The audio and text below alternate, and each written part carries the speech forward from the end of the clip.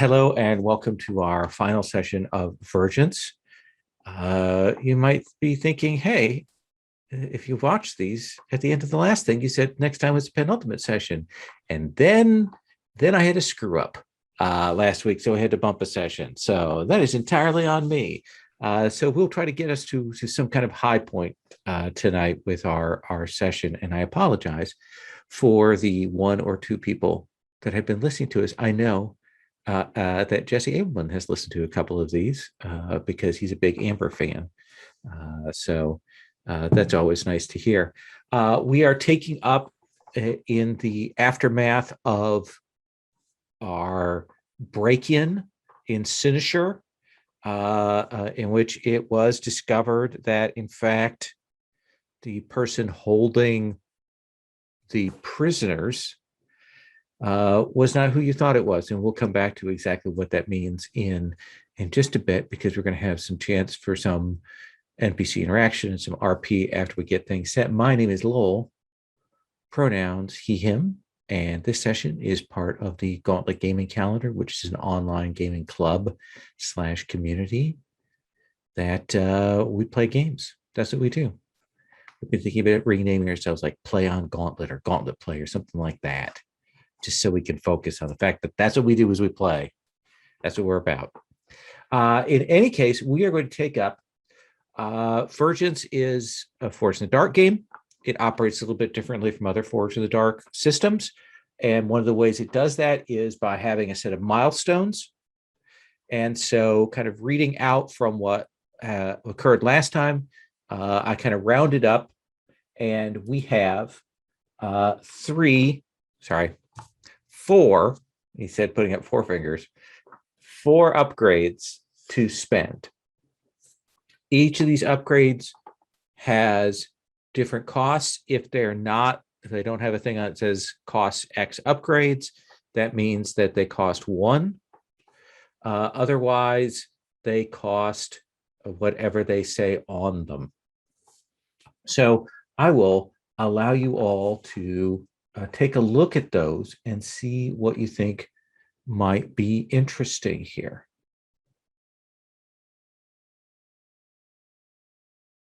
We've, of course, got on the training upgrades, we've got 2 things. One of them would take all of your picks, and that would be to give yourself a dot in one of 3 skills. We've got those 2 picks. We also have the get an additional stress box. That would cost you 3 picks and leave you 1 pick over. The alliance upgrades are all 1 pick. The special abilities that are effectively affect teamwork stuff and working together, those all cost 1. And then there are some resource upgrades, though probably the base is not the thing to be investing in at this point.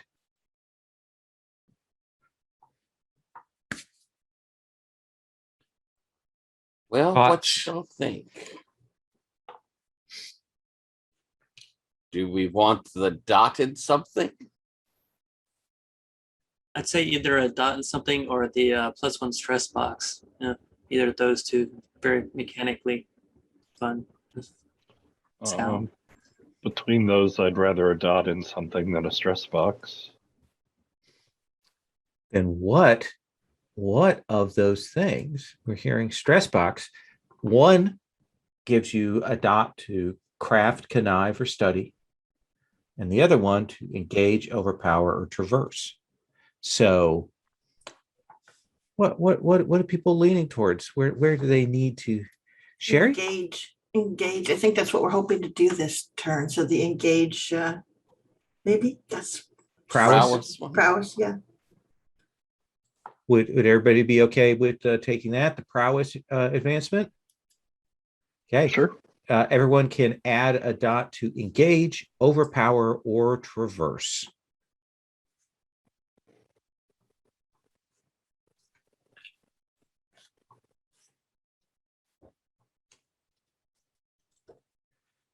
So once you've made that decision, we are coming back. We are in that phase where we're going to be going to scheming and that kind of thing, and potentially rest. We'll make that decision. But before we do that, I think we probably need to RP a little bit, some free play about where we are as of last time. So last time you went to rescue a couple of your NPCs, and you managed to find their doppelgangers. But I believe that you did find, we find names here. Parthos. Prince, wasn't it? Mm-hmm. Prince. The missing Parias or prince. Parias or Yeah, Yes. Boreas. Parias, Corius, yeah. thank you. You found Corius, and as it turned out, you found curling tourmaline. Oh, Father. And he has a injured Morgaine there as well. So he will essentially cut to the classic well-appointed masterminds, table laden with food, servants going around, the prince kind of nursing his burns. I believe he got lightninged, if I recall correctly, last time, just a little bit. And Tourmaline is saying, I will speak to the Physiker and see if Morgaine can join us shortly. But for the moment, I suspect that you have questions. I expect you'll want to speak with me privately, Smiles. But let's ask our questions here in the open, shall we? Of course, Father. Out in the open. That's our family dynamic all along, isn't it? Well, I wouldn't say that. In fact, I'd say completely the opposite. But at this moment, Have you seen Iridescence? I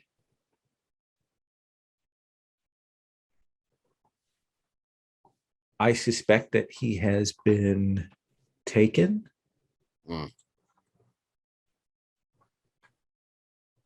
Which worries me.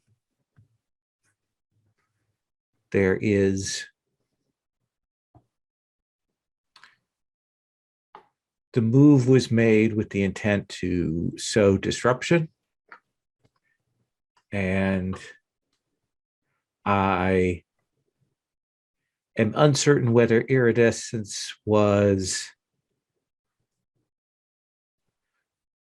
moving to see what he could find out about what had happened to me, or whether he, and his reasons for doing that are his own, or whether he was taken to attempt to gain some sort of leverage, perhaps over you and your companions.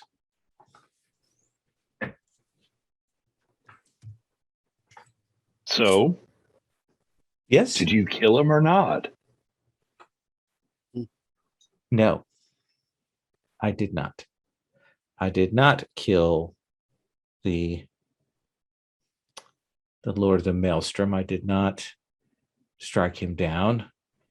If I were planning on doing such a thing, which I will say categorically, I am not and have not been planning on, I wouldn't have done it in such an overt fashion. It actually bothers me, Basratius, that you would even think that I would have done such a thing in such a clumsy way. Oh, people are starting whole wars over it. What was I supposed to think? I think that is the point of it.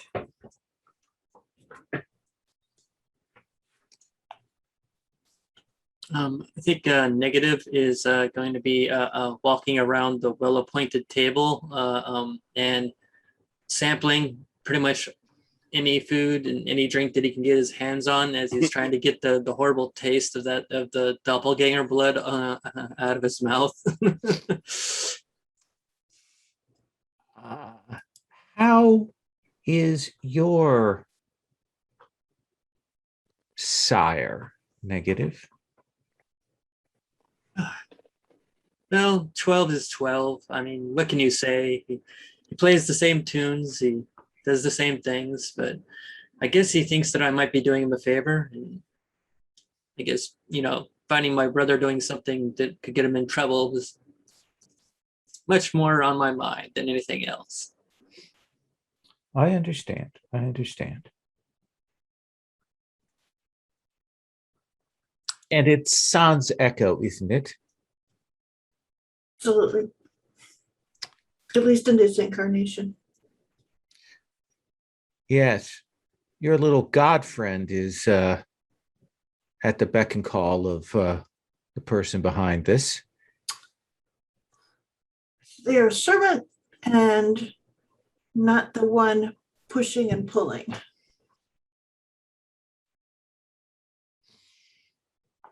Yes. Start to look over at Bash.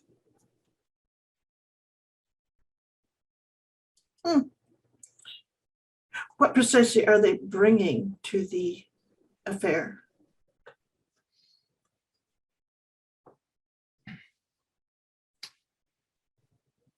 I, like most, don't precisely understand what gods are. I mean, some people would consider us gods as we move through the umbra, through the shadows, and so on. But the gods are something different.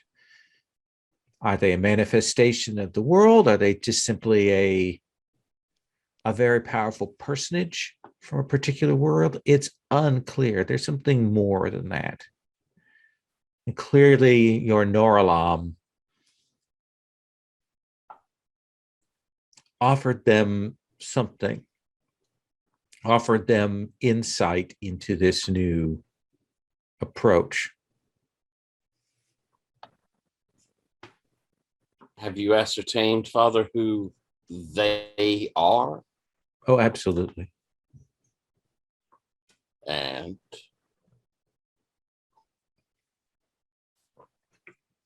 He stops and he'll looks over at Bash. And he says,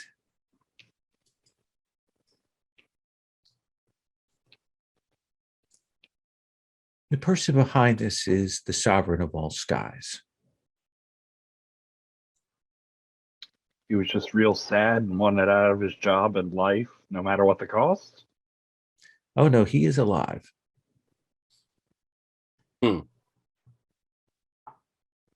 In fact, what I believe is the problem is that the situation within the maelstrom was, how we say, I mean, the situation within the maelstrom is never particularly settled, if I may be so bold as to suggest, Master Rassius. It's ever dynamic. I have it on good authority that over the last century, various powers have been maneuvering to depose the sovereign. And that, of course, our good friend, Anastasia, of the rebellion, has been more than just simple thorn in his side, but in fact, a real, actual threat. The sovereign has been one of the longest lasting rulers of the maelstrom. I don't know if you realize that. You're all so young. And when people live a very long time, they tend to see power and how they hold on to it in a different way. I believe that he wants to create a new Vergence, and perhaps at the cost of the other three Vergences, one that he can absolutely control and reweave. The most boring Vergence of them all. That seems a bit subjective, but certainly It's That's dismissive enough.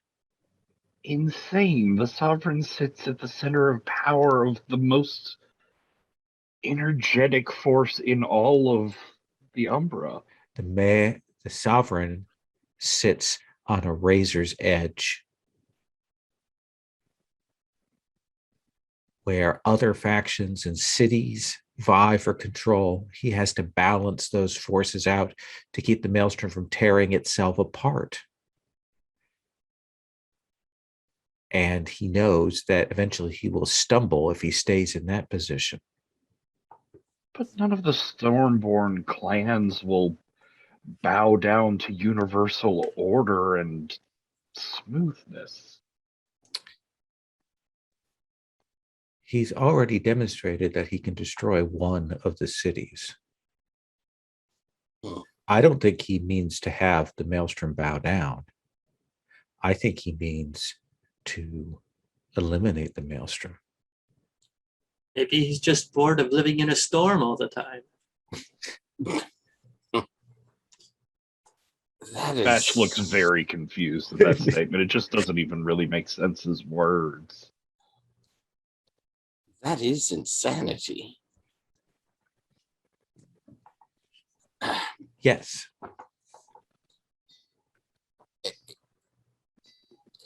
And if he is working with these woven whatever they are, surely he doesn't think he can control what they're doing. That is where we get to an area that I'm uncertain. These things seem to be constructs. They don't seem to operate independently. They are shadows of shadows. They had to come from somewhere. They're not creatures of his making, nor is this loom. Why not?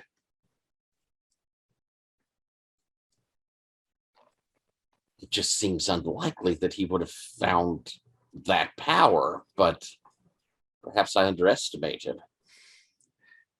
Underestimate the sovereign of all skies who's had hundreds of years to think about this.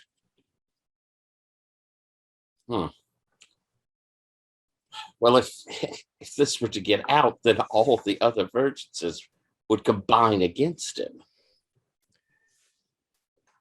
Except that there's no voice that they will listen to at this point. And I have no proof. Hmm. And I'm the person who murdered the sovereign. She's a much shorter, easier understood story. It is.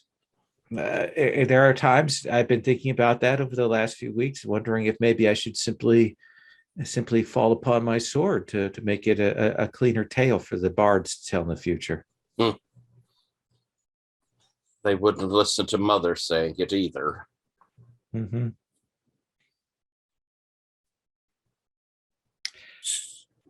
So, do you want to kill him? Or should you leave it to us? I am, as you well know, hunted and pursued and tagged. Leaving Sinishur at this point is not a possibility.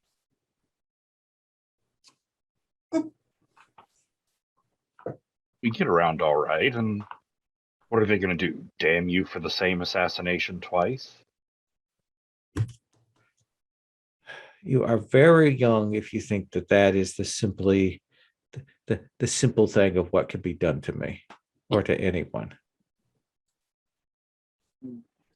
Now that I've tasted the blood of one of those doppelgangers, I don't know how long it would take me, but I do know that I can call upon that blood to try and sift through their memories.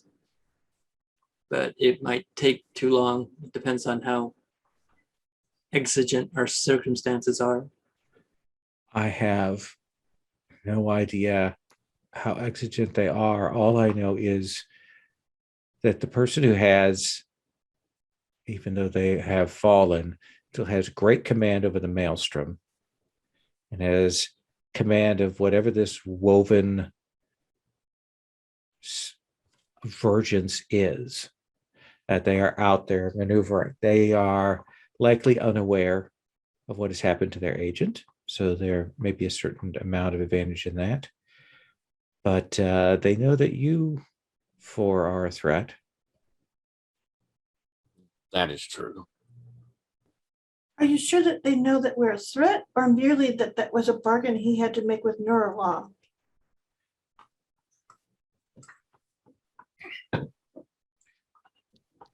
I believe there's a reason that so much of what happened is targeting at areas near each of you. Right? Well, then that means we're the ones that have to take care of this. Yes. Yes, and then someone will have to assume the throne of the Maelstrom. Where's my sister? Let's start there. Or the prince. The prince is of Argos. He's like, I don't understand any of this. I think that's almost He's the told me best quite a way. bit of this. He said some of the things that he said to you in different ways, but I am not a clever man.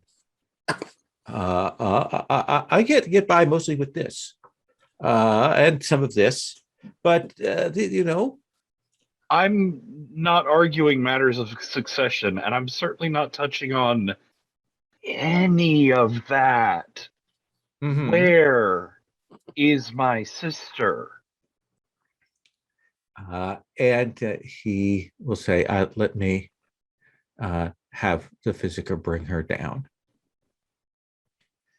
And he will ring a silver bell in that kind of lazy fashion. Like clearly he could have done this at any time. And after a bit, you will see a pale Morgaine come in. You can see that there is a flowstone construct for one of her arms that is new, and she looks a little pale, and she will be surprised when she looks around the table and she will see you, Bash, and she said, Bash. And I think Bash will take like one step towards her and then stop himself and look over at Sans Echo with this like impatient, tortured look on his face. Oh, yeah, that's her.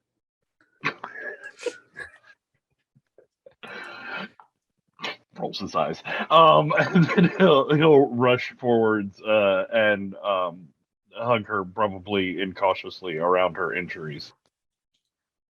She will say, I have been trying to get this man to let me go to try and find you or others to raise against this threat.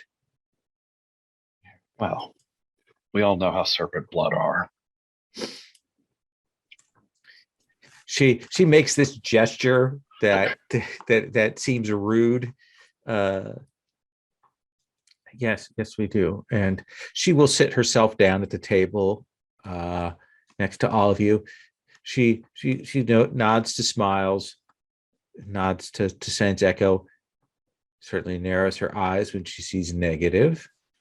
You see my tongue turn into a forked serpent tongue to lick the rest of the martini out of the glass that he's just had. She looks at you. You were supposed to be holed up safe at the strongholds and not doing anything dangerous. This looks like the opposite of all of that. What are you talking about?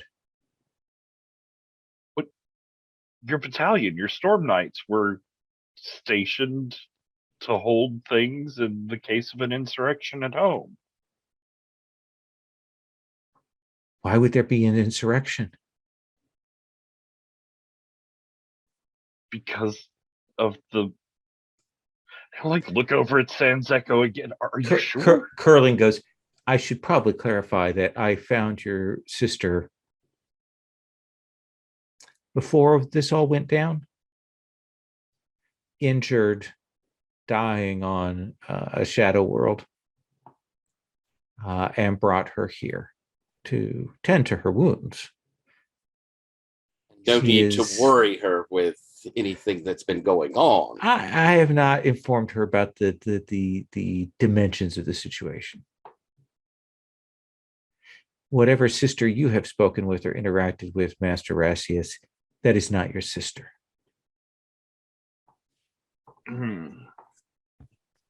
So some uncomfortable things have been happening back in the storm.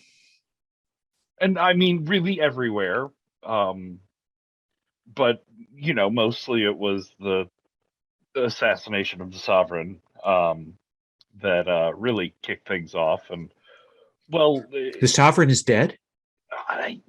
yes, killed by Smiles' father, his very self, right here. And she moves, she like grabs a dinner knife off the table and jumps up to kill him. What do you do, Bash? I am like grabbing onto her shins and trying. Oh no! Wait, no. Would you like to resist that? Sure. That feels like prowess to do that, my friend. I have some prowesses. Yeah, you do.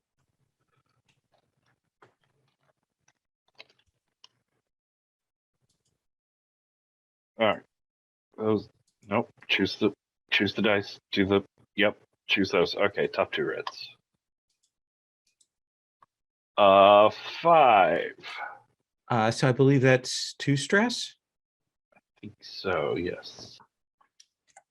But you will get a hold of her and get a hold of her and grab on, and maybe cause her a little more pain than you would like, but stop her such that Your face.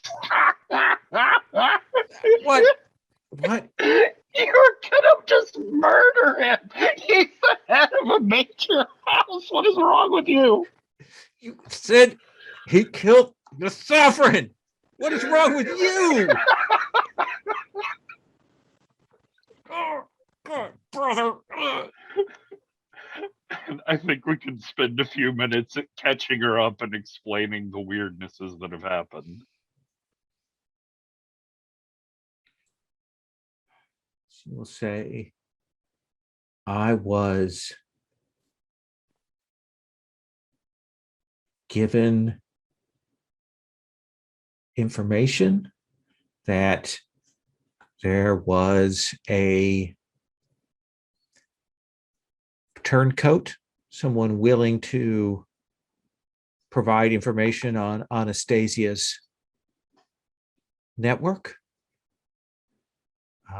And I went to meet with this person in the shadows, and I was set upon. And I hell rode as best I could, but they had beasts and agents that could move through. I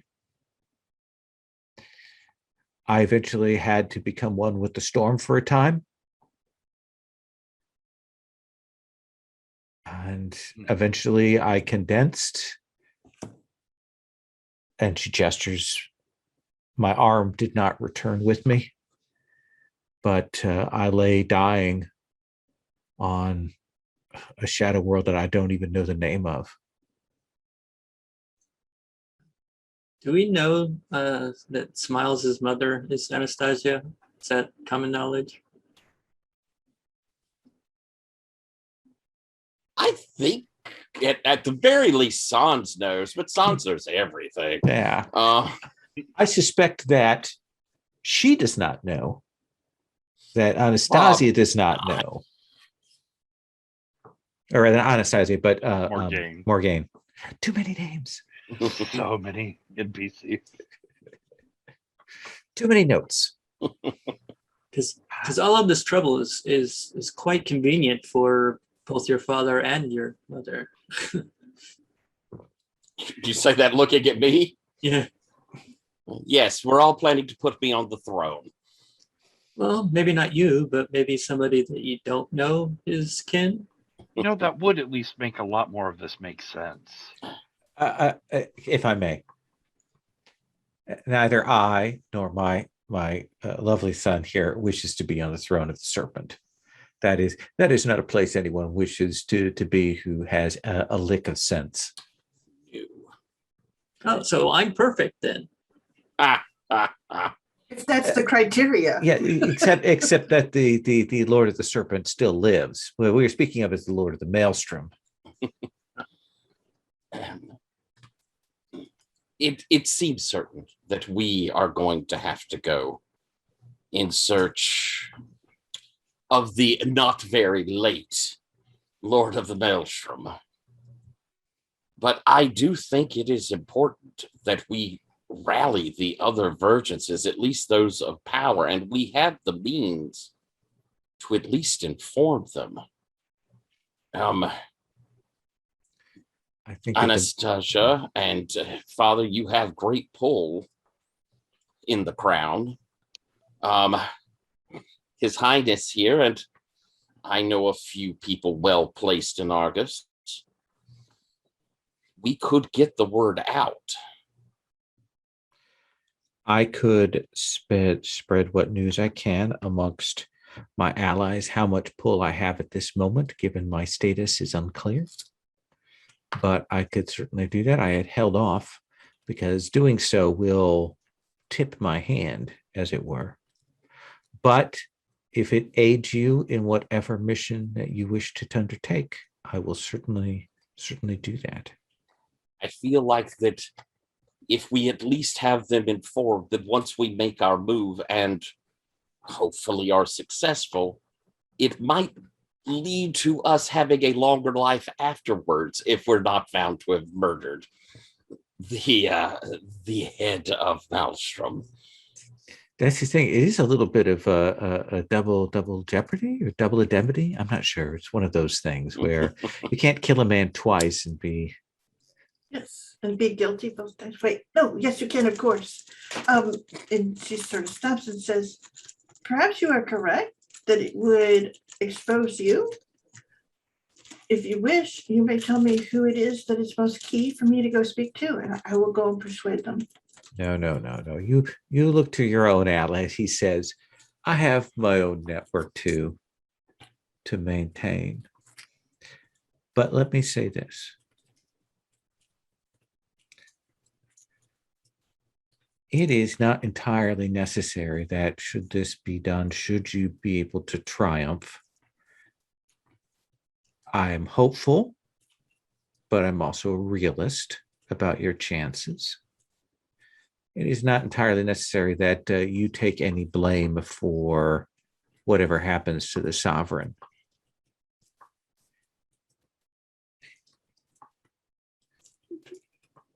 I will shoulder that blame rather than my son.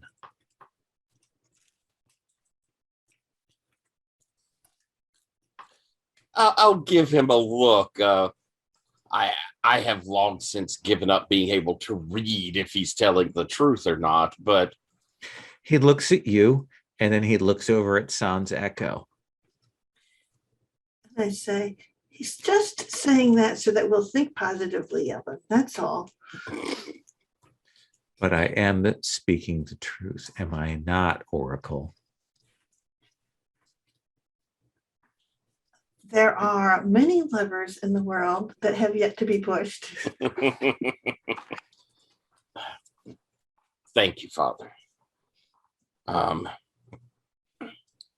Well, do we have any idea where the center of their machinations are, where he may be hiding, or where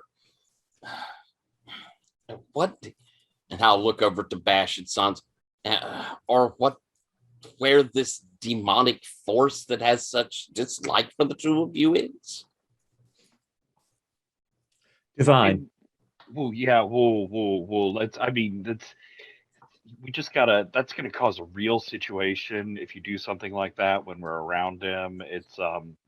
There's distinctions and there's classes, and you just don't want to get them started. I'm sorry. This god who seems to hate your innards. Oh, he's a slime bucket. They're probably hiding out wherever he is. But Father, any rumors? I have one of the beasts that pursued Morgaine. Perhaps I know that some of you are huntsmen and pursuers and information brokers. Perhaps that will aid you. And negative, how long would it take you to try to read what you have intaken? Could be a night. It could be a week. Oh, we have a night. Yeah, mechanical speak, it's a long-term project, so it's however long the DM says. Oh. But I think with spending favor during a roll, I might be able to get it. Well, it's not just that, it's that you can do the roll and then you can spend favor to add ticks to your project.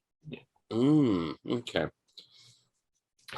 So maybe we should go to a scheming phase here, shall we? Yeah. All right. So when the scheming phase starts, there's going to be some clearing of stress. I believe you all will clear 3 stress from your thing. Yeah, because we're not at home. Right.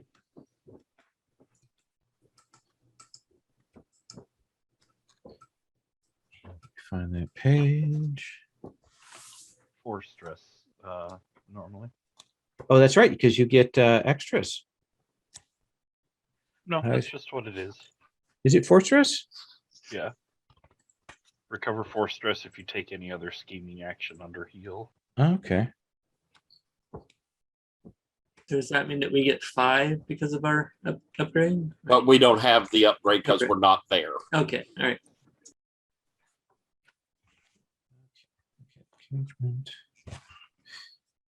Scheming. Yes, you're right. 4 stress and resets assist boxes. Yay.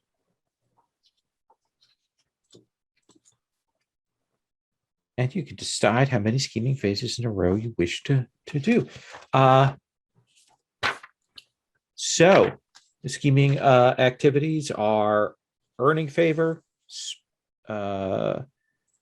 making alliances, heal, earning favor, forming alliances, managing your cohorts, or doing a long-term project. Patrick, what do you want to start with?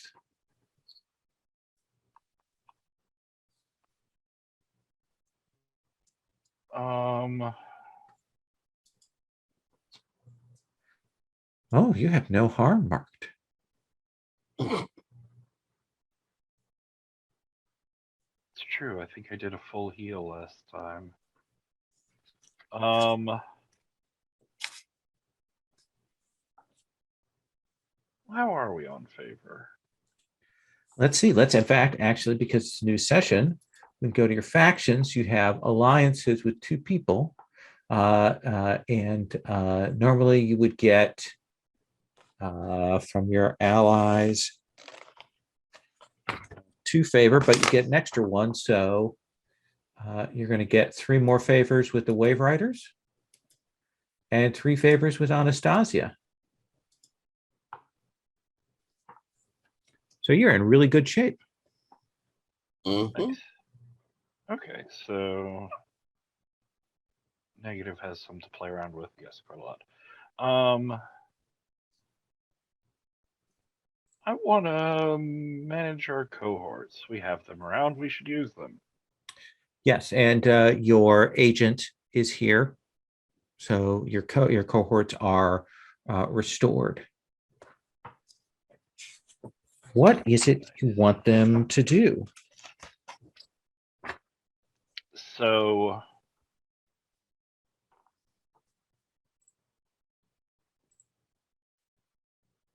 I want them to try and track down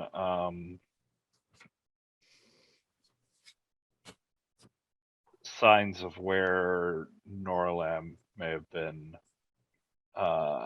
holed up. And I think we've gotten some rumors about some of his followers in places. So I would like to send the party monsters in to be sort of noisy and loud and drop our names a lot, and especially Echo and Bash. And I'd like our recon agent there to be watching over them and track back anybody that comes to see about them. All right. So it feels like one is assisting the other. Yeah. So let's combine their quality for that, and let's have you roll 2 dice. Cool. I'll take these top 2 reds again. It's a 5. That is a 5. So I think you definitely get the sense of there being people out looking for you and pursuing. And I think you'll get 2 pieces in that. One, they will identify a vessel, a ship that, like yours, moves through the shadows, that seems to be associated with Noralam's agents, and perhaps following it might lead back to wherever they're going. But again, you'll hear a name of another, of a world, of a place sort of mentioned in passing in this, and that is the Graveyard of Angels. We've heard that one before, haven't we? Mm-hmm. Mm-hmm.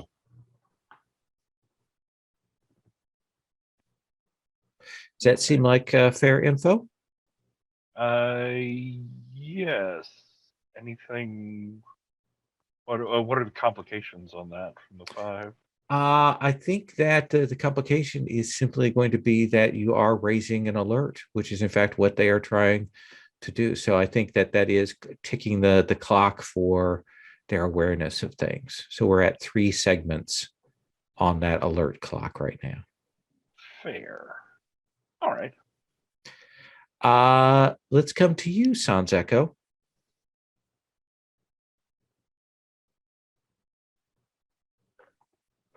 All right.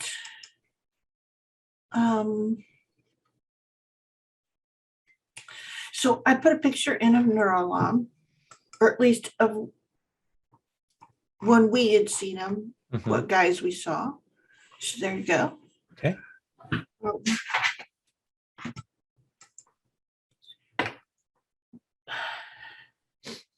Is that okay? Bash? Since he is a I like shared it. one. Okay, good. Cool. All right. So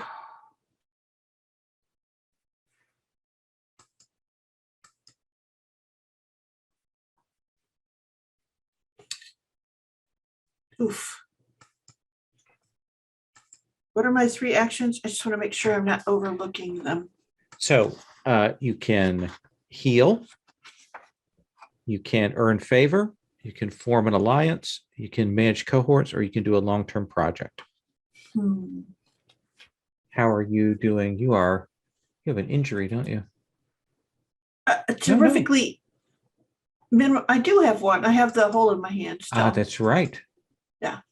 And though it's minor, so I think what I'm going to do is let's see here. You said a long-term project.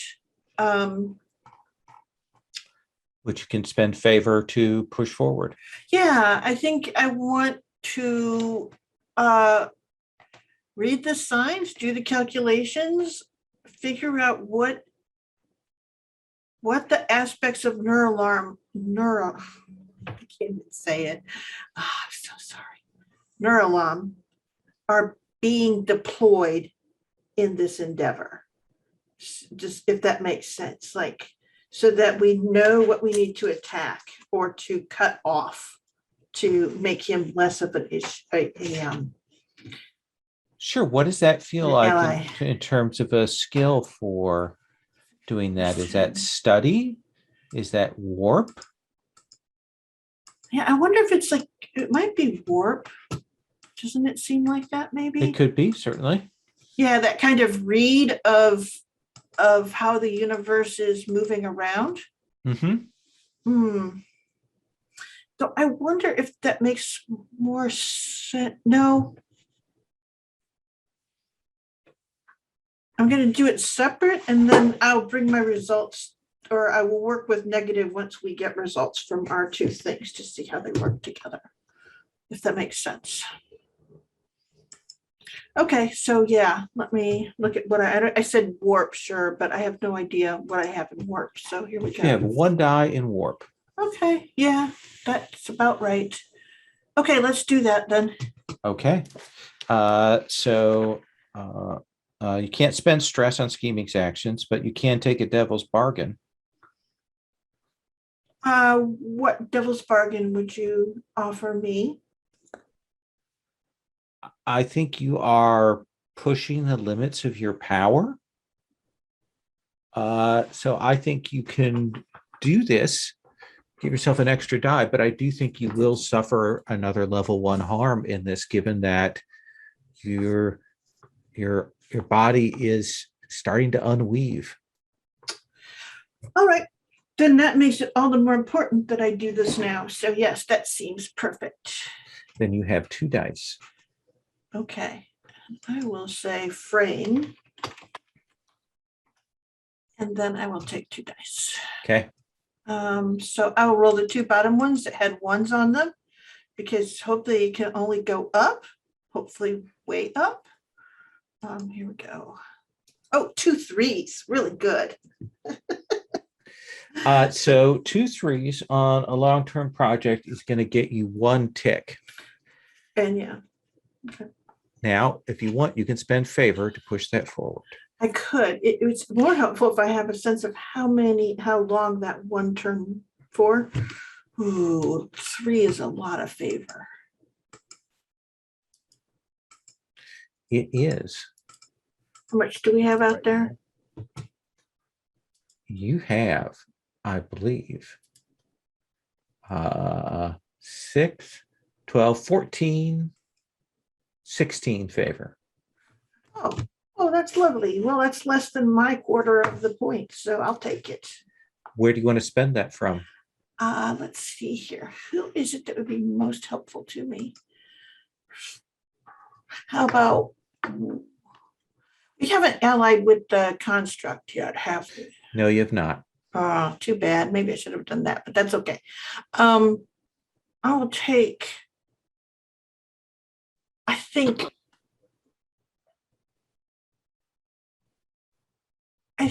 that 2 of that comes from the Wake Riders, just because they too have some passing experience with Neuralom, and then the last from Anastasia's rebellion.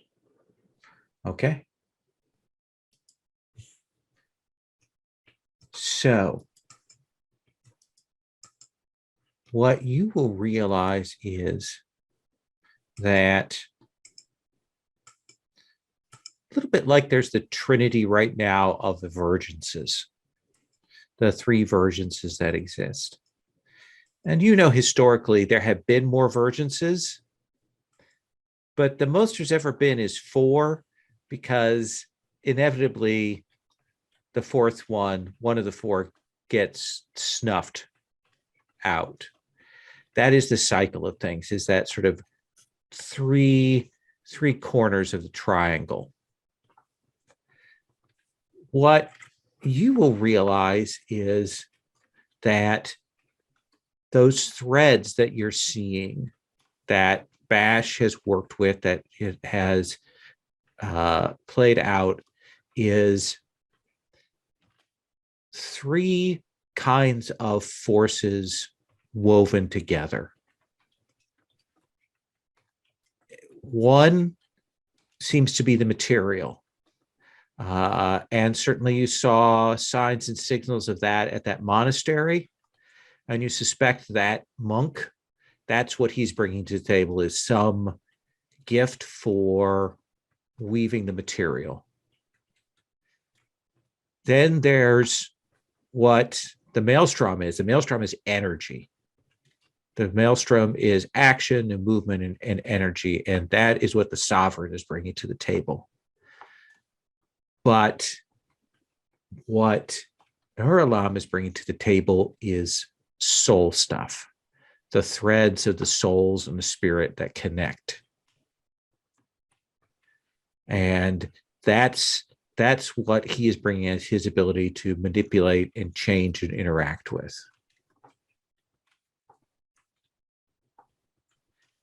Does that seem like a fair answer? It does. It does. It's not even all that great at it. So, like, it's like the mediocre are able to do this. So that's a little alarming. I'm not saying the sovereign is, but certainly. I'm sure they'll take your critique into account. Exactly. All right. Negative? What do you want to do? I'm going to be setting up a long-term project, but I'll set up a little bit of a flashback if you want to give me a cost of him reattuning his void stone to the Wake Riders Alliance guy, the one that we talk to the most, just so that I can contact them Sure. directly. Would that cost any stress? Let's say Marcus stress. Okay. Okay, so basically I get on the Void Stone and I invite him and several of his more adventurous friends to join me for an evening. And I say that I could really use your help in a small project I have going on. And only people with open minds, mind you. They are amenable to this. You're They all allied think with them. they know what you mean too, negative. Yeah. So he retreats to we have access to the ship. Yeah. Okay, so retreats to his bedroom and gets everybody in the mood with some what you call light smokage of various substances and things. And then his goal is to use the power of the warp, but turn it back on himself to try and access that ability in him, because I can reach out to like the serpent power, which gave me this power to begin with. And basically he's going to use the Wake Riders as tantric helpers. Okay. That's what we'll call them. So this feels like you're using warp to do this? Yeah. Okay. And I can't spend stress, That's but correct. yeah, what kind of devil's bargain would there be here?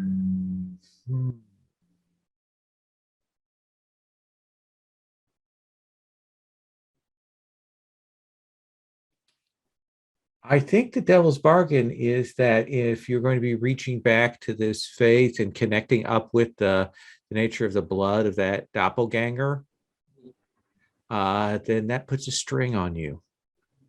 Okay. And would I know what that string could do, or You would have no idea, Yeah. but you know that you're connecting yourself up to the threads that they can manipulate. yeah, why not? Okay.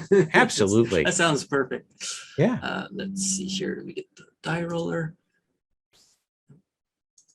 Okay, so it'll be the first 3 green. Okay, well, a 6. So that gives me, I think, what, 3 or 4 ticks? That gives you 3 ticks. 3 ticks. And how many ticks was it for the long-term project? Would be a 4 tick project. Was Okay. that 2 6s? Oh, yeah, it's a, no, yeah. Oh, it's a critical? Yeah, it is a crit. Sorry. Then you are able to do it without even having to spend any favor. Okay, cool. And I make lifelong friends with the wave riders that I just had fun with. Yes. And what is it you want? What is it you want to know here? Okay, so this doppelganger isn't old. Okay, he's not like a normal person who lives a long life. His set of memories are going to be shorter, so it'll be a lot easier for me to go through them.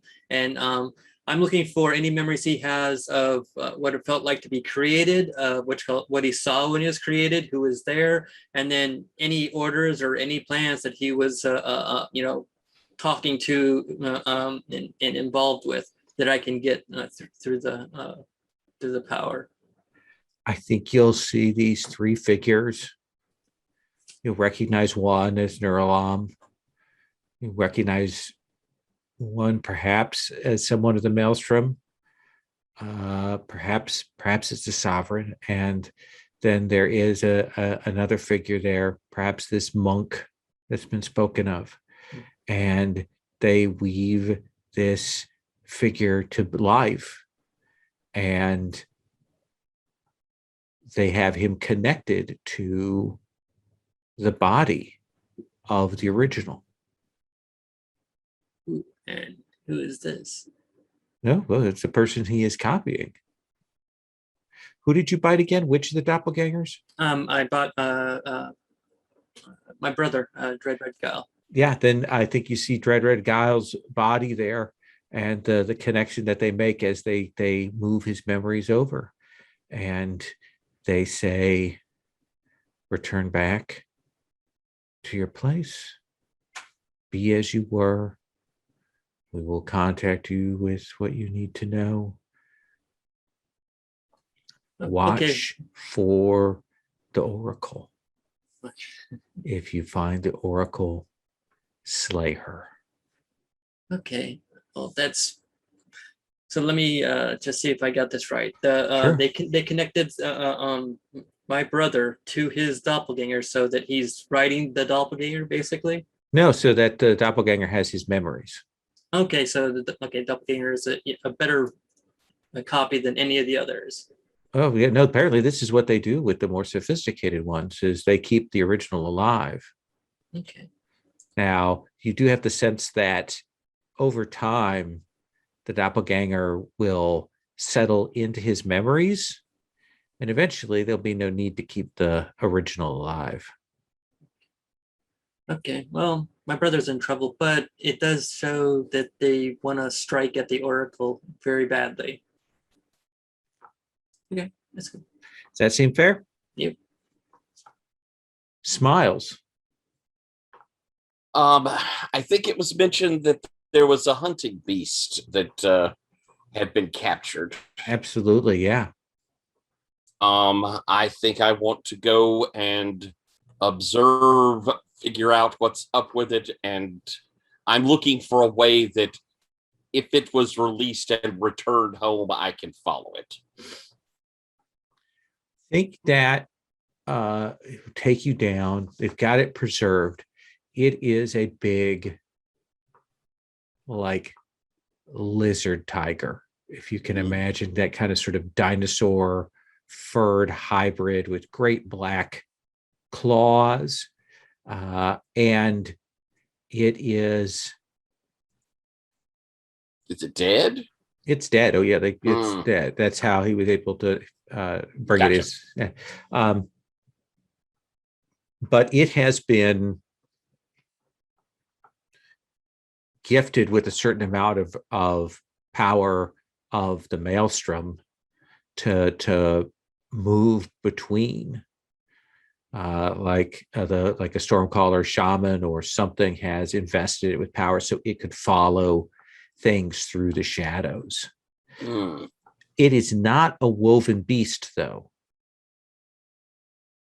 which suggests to you, when you look at it, that this is something you could potentially find where it comes from. You could find the world where it is. And that might give us a clue of where they are. Yes.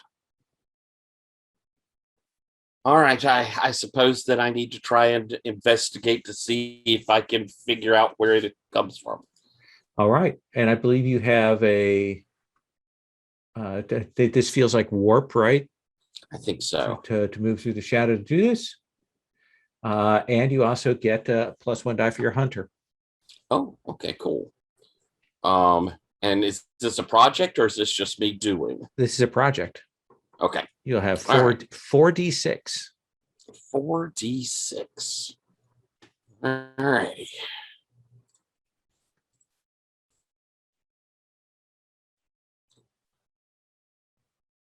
Fives.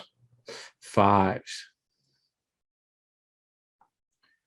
So I think you will find the world where these things are raised. You'll slip in, find where they're raised, and I think you will see these people that clearly train them and teach them and so on, and you will see them meeting with these figures that look like angels, clearly made to sort of echo that divinity and convince them.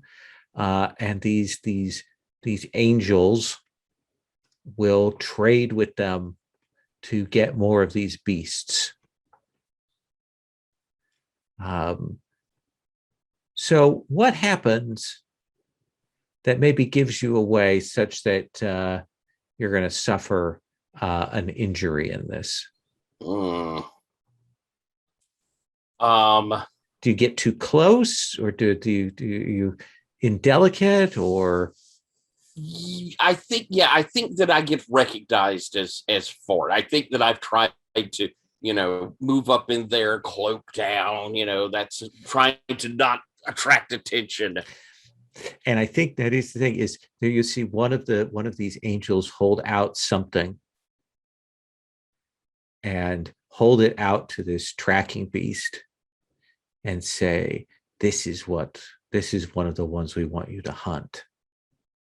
It holds something out and you see it, and then it starts to turn towards you. Like you can see maybe a glove of yours, something there, and it starts to turn. And I think that's the point at which you realize you have to cheese it. Yeah, I've been made.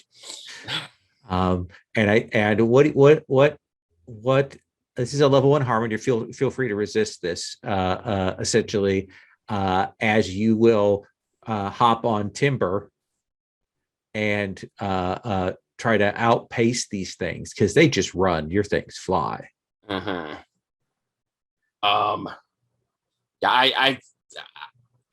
I think that as I leap, they're very fast. I think that I get bit in the leaping rather than them being able to pursue sufficiently. Absolutely. And I'm going to take the harm. Okay. Then I think that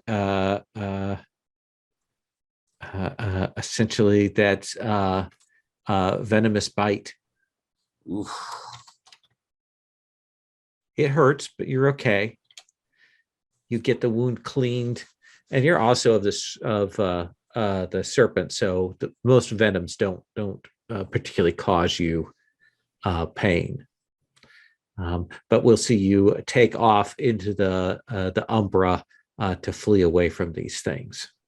But you have them marked. Gotcha. You've seen them. You've seen the angels.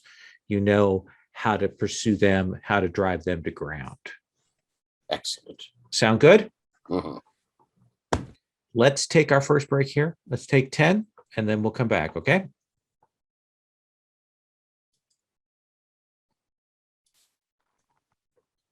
So we take up with the four of you, sort of after investigations and looking into things, tracking things down, and conversations and planning. And the question becomes, do you want to do another scheming phase? Or do you want to move to some RP first? Or do you want to move to follow your leads right away? Captain?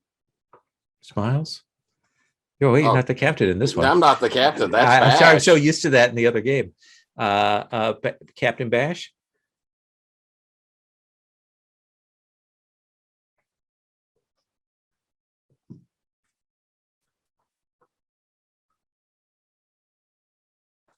You muted, Muted. love. I'm sure we can always come up with more actions, and it would give us more favor, which would be nice. Yeah. But I don't know. Do people have good ideas for another scheming round? I think we should at least share a little bit of information so that everybody knows what's going on just a little bit. And then, I mean, either strike first if we can think of a place to go to do some hurt on them. Because if we wait too long, you know that they're gonna, come for us at some point. Especially the fact that they really want to kill Sans very badly. It's fine if they kill me. And she sort of is very like, it's expected. If we were to take a little bit more time, we could create an alliance so that we have an ally to counter each of them. The construct to essentially, there's the soul, the energy, and the material. I think that 3 allies and paired against and paying attention to those forces might be helpful, to say the least. For some reason, symmetry is very much on my mind. I don't know why. However, it will delay us. Well, as we come together and we share out what we know, a negative when you talk about the link, I will get pretty worried / upset knowing that they sent an iridescence, which makes me think they have my brother. I have a feeling that I can at least track where they, a place for us to strike. I continue to think it wouldn't be such a good idea to have people in the other Vergences on alert. And I kind of agree with you, Sons, of having people to counter, people to back us up. So I see a little value in that.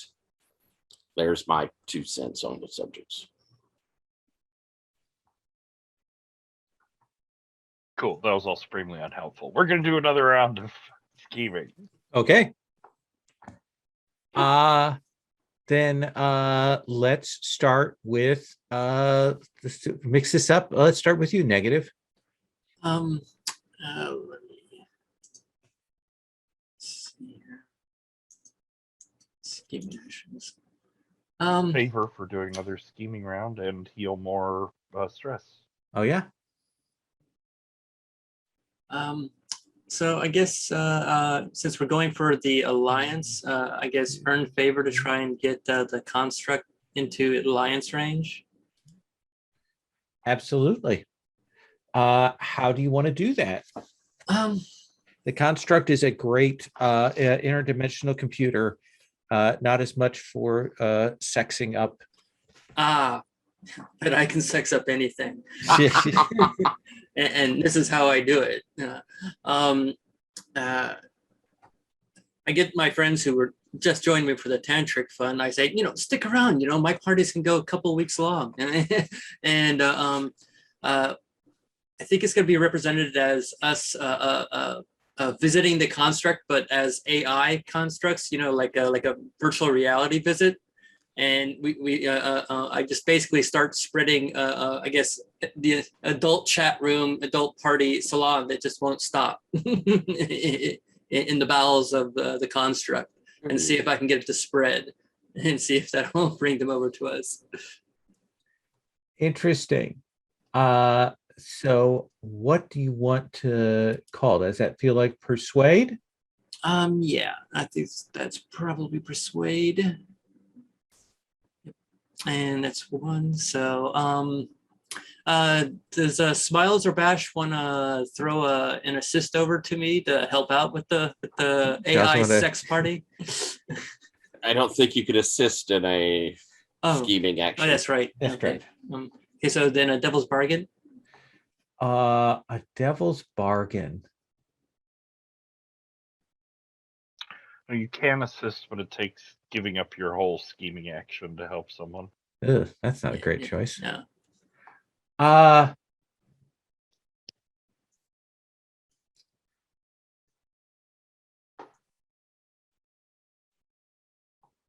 Let me think here what appropriate devil's bargain would be for this. It's hard because you're trying to gain favor. So the question is,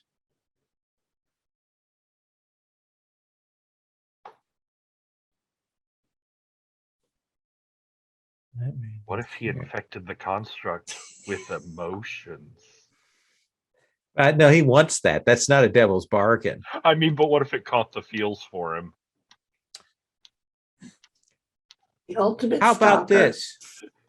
I'll actually flip this. That I think rather than infecting it with emotions, if you interact with this thing, it is going to infect you with reason and logic. Oh, that's so bad.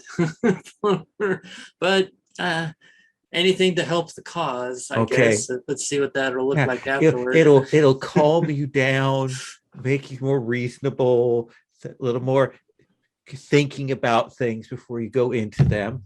So Yeah. I'll give you the extra die for that. Okay. I'm going to tell his dad that it was my idea. So please. So it's going to be the first two green, Okay. 5, so partial. So you will generate 2 favor. You can go ahead and mark that on the faction thing.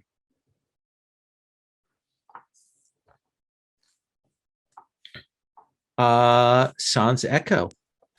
I will follow up on that because we are very close to the alliance now at this Okay. point. So I think that I will follow up with the construct, and essentially my thing is that now that I know what the structure is of this compact between the 3 of them, I will take it to the construct and we will lay it out as a problem. But I'm gonna pull them in because it's a really interesting, like, how do you attack this? What options do we have? They are spread out thin around other, everywhere, but still, we each have our own small ways to attack it. And certainly with enough force at just the right point, we can make a difference.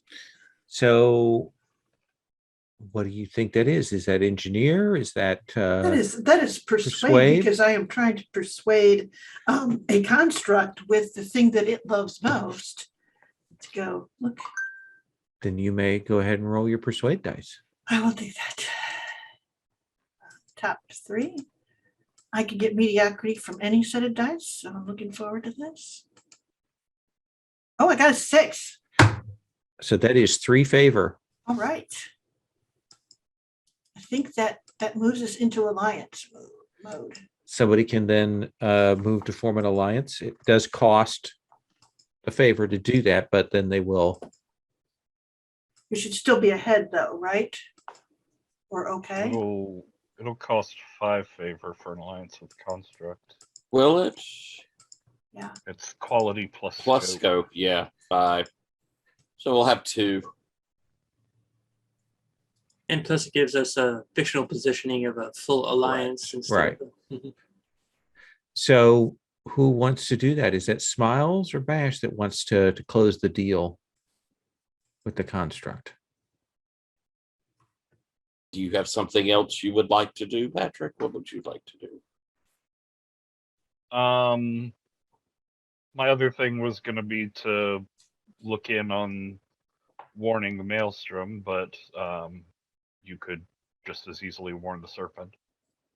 I was planning on warning sending word to my mom. Okay, that covers that. Yeah. Then yeah, I'll go talk to a computer. World God thing. And it will say as it does, I always worry when I have to communicate with those of the maelstrom. I mean, the rumors aren't true. We don't always bring storms wherever we go. But you do. You are by your nature storm. You call it to you instinctively, chaotically. Oh, it works for us. Gives us our certain alluring charm. Storms are hard to predict. They are noise, they are chaos in the system.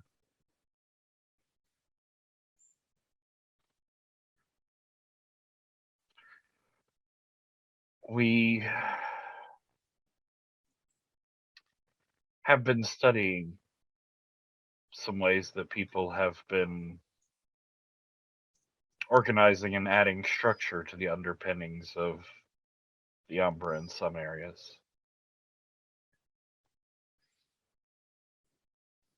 If you agree with us that variety, extremes, all types, order and chaos, and good and bad and all that existing together is better than a monolith of one person's twisted desires, maybe we could help you with understanding some of how they've achieved what they have.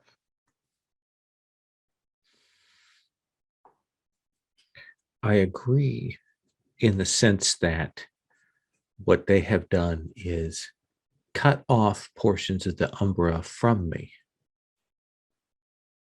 They have closed things off. They have put places in their own control and reserve, and that is not right. The Umbra belongs to everyone. Yes. Yes. Then I think we have an accord.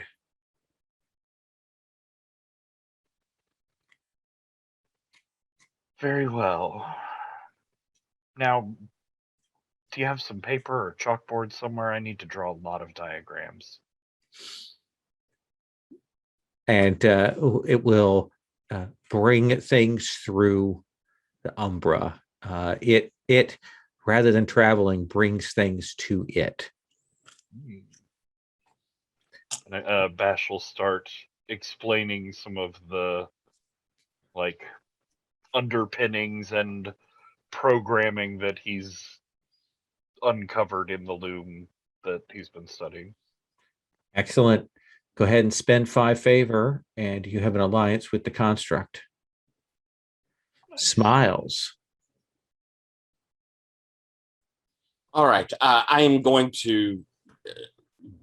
I mean, I don't know if you want to role play this, but I'm going to just send word to Mom. And again, we don't have to role play it out. But well, let's do a little bit of this.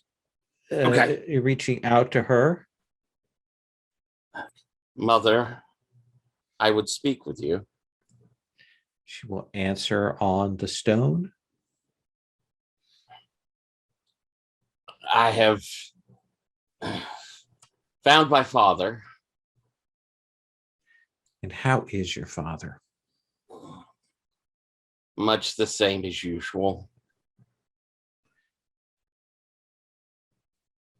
Both good and bad of that, but he has given me some information that I think is important you know. And I'll data drop the, what the Sunshell's doing, or not Sunshell, the Overlord of the Maelstrom's doing, and all of that.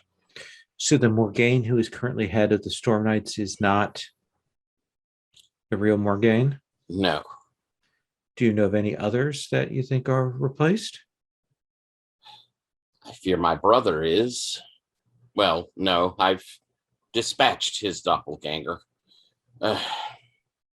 No, I can't say for certain. I don't think I do have any clues, do I, Lowell? No, she will say, well, then this is an opportunity. If that is not the real Morgaine, it's a real opportunity. And if the throne sits empty, Mother, there is more at stake than just the throne of the Maelstrom. Though, well, I know, but you're going to take care of things on your end. well, I'm Wouldn't giving it be up- nice to have things settled here in the Maelstrom? I have no objections to your successes in your campaigns.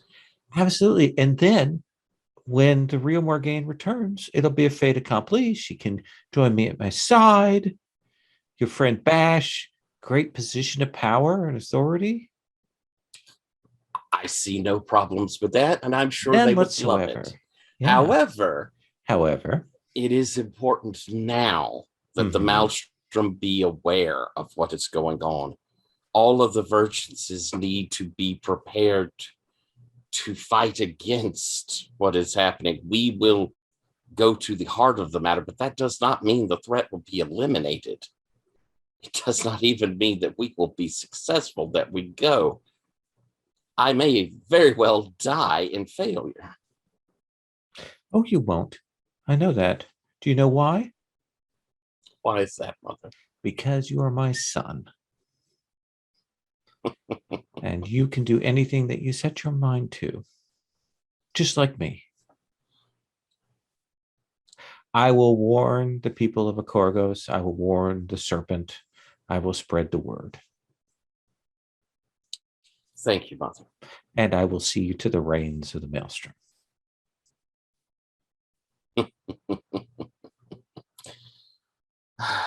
May we meet again in better times, Mother. May the storm follow, but not overtake you. All right. All right. And the final tick goes on their awareness of your machinations, of your plans. So I think this is an operation. What do you want to call this?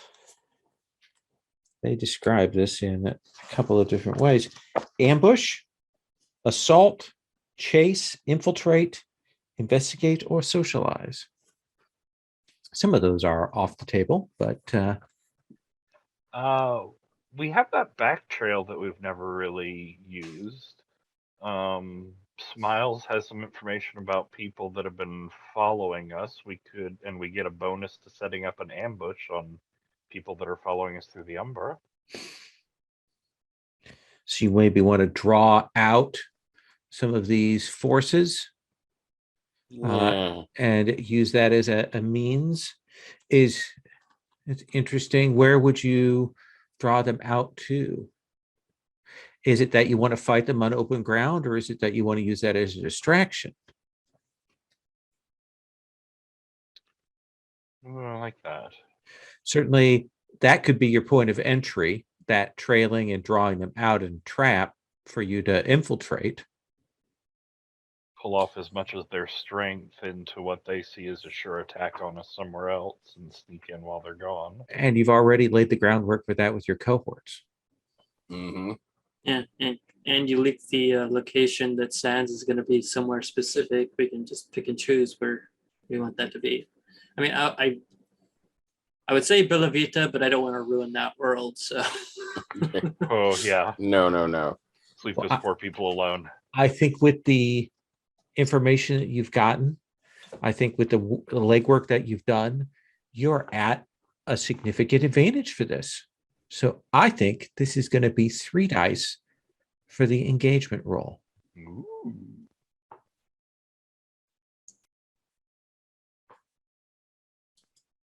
Who wants to roll that? Captain? Am I captain? Want, I believe, is a strong word here.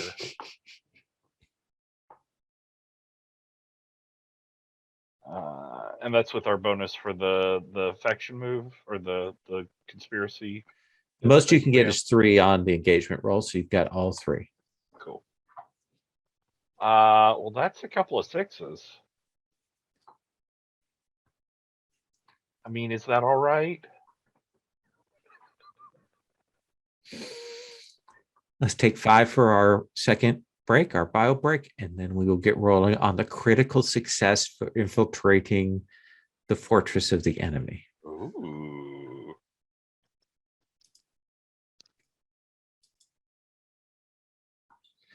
So let me kind of roll you past with your critical, past some of the obstacles.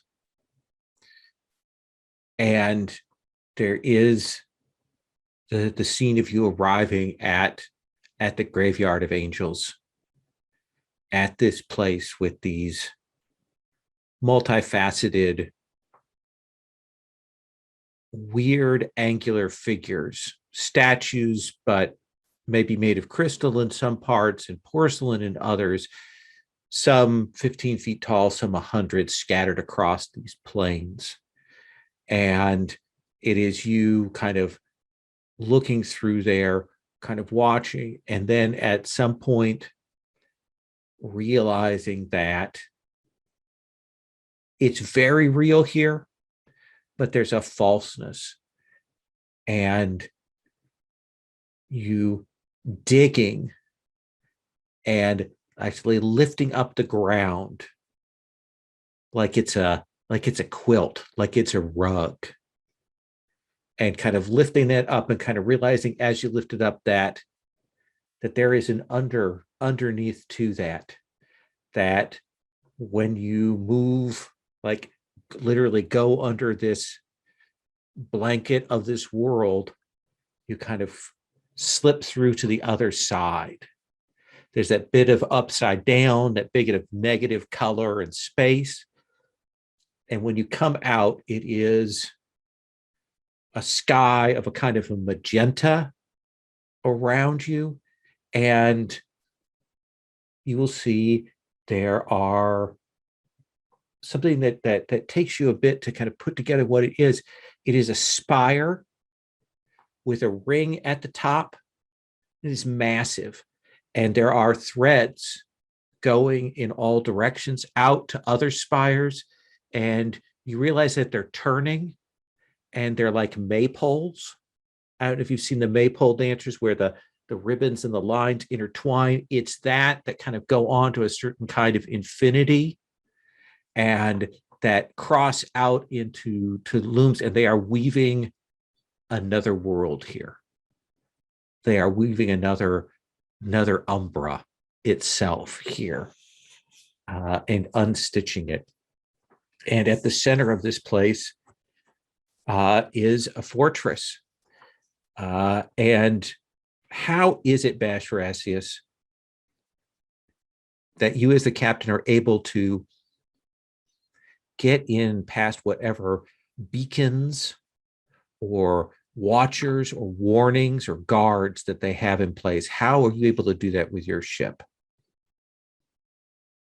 I think we managed to come in sort of at the very leading edge of where, like, they're weaving this world. So off on the fringes of it, where things are still like shifting between real and unreal at different points. And we have this thing where we're like flying alongside one of the threads, and while we're still moving, we manage to catch a hold of it, like bring it in the hold of the ship and run it through the loom that we have in our hold, so that like our ship becomes almost a part of their weave, that their defenses don't recognize us. You're like until they can a see shuttle moving along the strings there, transferring from junction to junction, moving along each stage of the maypole, growing closer and closer. And Sans Echo, what are you doing to, as this is traveling, to either see something or find something or hide something?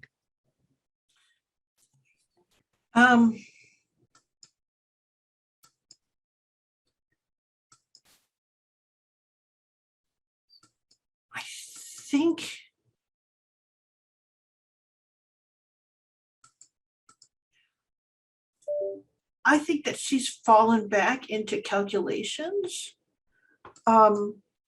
If that makes any sense, she is like, as we approach the spire, following that thread, there's a whole thing of the world being created in front of it, and it's like the approach to it is much more difficult than you would think, because it's spinning out as fast as we are going. So it requires a lot of transversal of the weave, a lot of, how do you say, surface mathematics, folding, and doing that. So I think that is what they put all of their energy into. You're calculating the shifts, you're following the weave, you're moving that along, and then you have to detach your lines.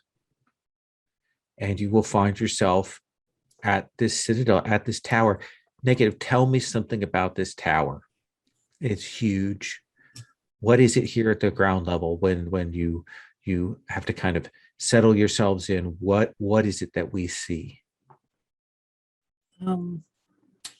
Okay, so as opposed to it being, big evil fortress, I'm thinking that it has a pristine nature, and it looks almost like it's like like they took all the other Vergences and created perfect forms to meld each other together into one structure. It's not dark and brooding or anything like that. It's shining and brilliant and just fascinating. And glistening and filled with light as you arrive, and that is your critical. You are in a controlled position, smiles when the four of you arrive, when the ship arrives here, out having evaded the defenses of the tower, having gotten here. But of course, there are still guards and beasts here on the grounds. So tell me, what do you do?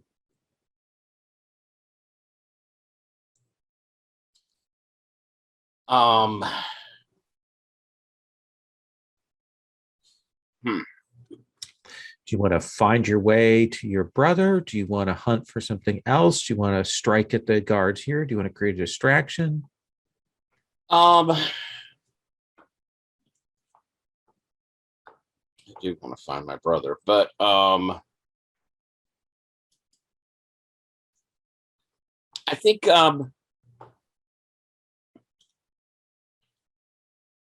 it's probably more of a just straight out bluffing in. I think that it's going to be, I'm going to speak with Negative about maybe shifting into one of those hunting beasts and trying to bluff us in as the woven of ourselves to get through initial defenses. Once we get to the powers that be, none of that's going to work. But that feels like contrive or persuade for you. Okay. Whew. I should have gone with something else. I should have just run up the wall. You can always change your mind. Pick a different tactic.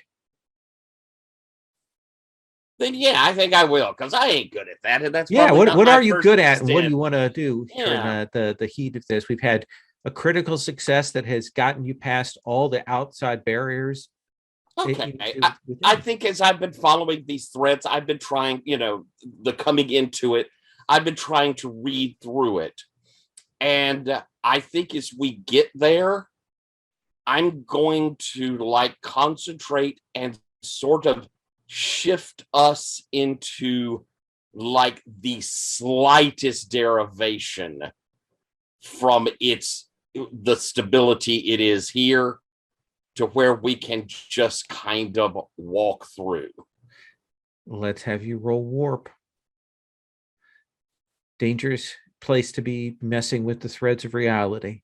Yeah, but it is what I'm good at. So here's the thing I'm going to say is this is risky. All right. Actually, I think it's only risky because you came in with the critical success. Otherwise, it would be desperate. Okay. All right. I'm gonna push myself. Okay. You want to take an assist instead of spending the stress? Because Why that's don't two we- stress for just one assist. Well, why don't we do them both? Can we do that? You can push and you can assist. Yeah. Okay. All right. That'll be 5 dice. Don't say it, Well. All right.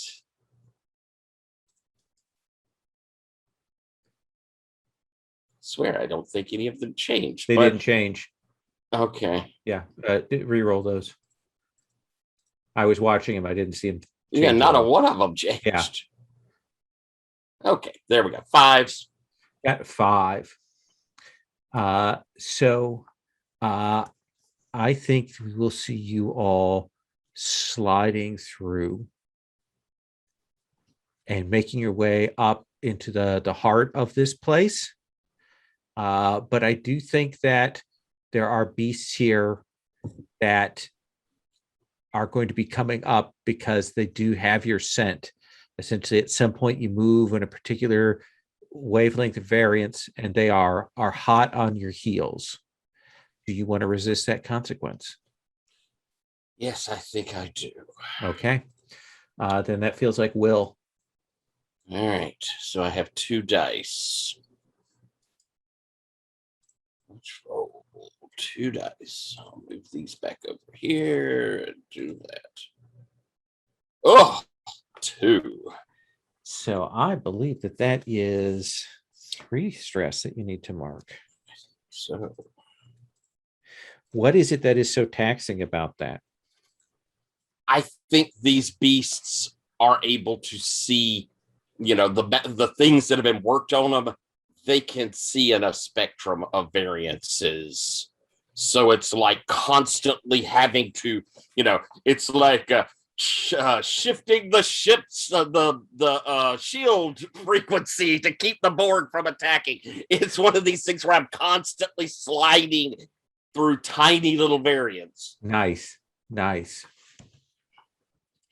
And I think we see you come up and you're in this chamber almost before you realize it. But negative, you have seen this place before. This workshop. I think that we will see those 3 figures there. And one of them looks like they're perhaps unawares of you. This monk, that one who's your priest before, Sans Echo. You will see Noralam playing with the soul stuff, gathering it up. There's some people laid out on slabs. And I think we'll see a final figure who's kind of standing almost as if he's been waiting, almost as if all the ticks on his alert clock had been filled sometime before. And we see the sovereign at the far end of this grand, echoing, billowing chamber that with his hands laid down on the unconscious but still breathing chest of iridescent joy.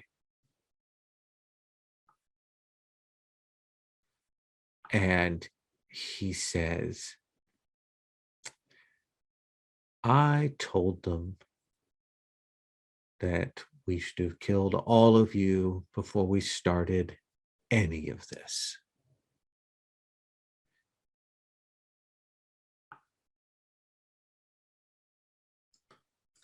I know what it's like to be right and no one listens. My condolences, Sovereign.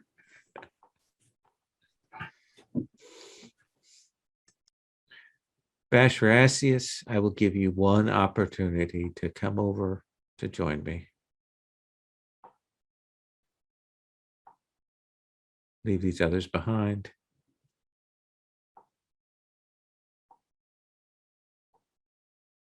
The storm has stolen your voice. And what would you offer me to make that worth it? I What? have your ship. I have the power of the storm. I even have one of your looms.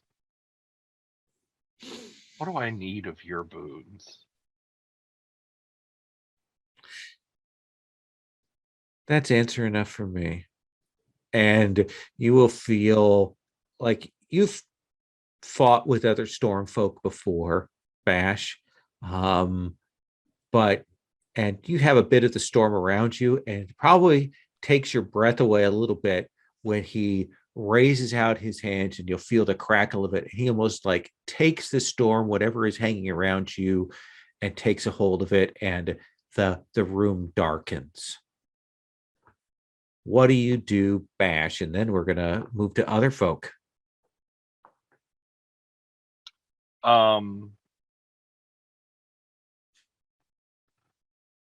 I think Bash's face is going to contort in anger and rage, and he's going to run seemingly straight at the Sovereign, and try to get a sucker punch in when he turns at the last second to swing between Noralam's feet.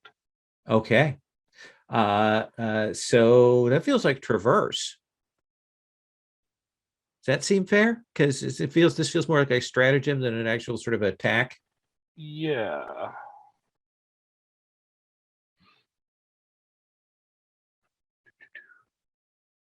Let's see. What would a devil's bargain here be? Well, certainly you'll put Noralam off his feet and set him up for other people, but you are going to get tagged by the storm here. I mean, what's the worst that he could do with a storm? I grew up in a storm. That's nothing to fear. Sure. Okay. If you're going to take damage, let's have you go ahead and make that roll of traverse with the 3 dice. Red, also red, and that red. There's a 5. There's a 5. So I think that you will knock Noralam back to give the next person advantage, but he's not going to go down. Like, it's a reduced effect. He is bigger and more hopped up on soul stuff than you remember. Would you like to resist that and actually knock him down?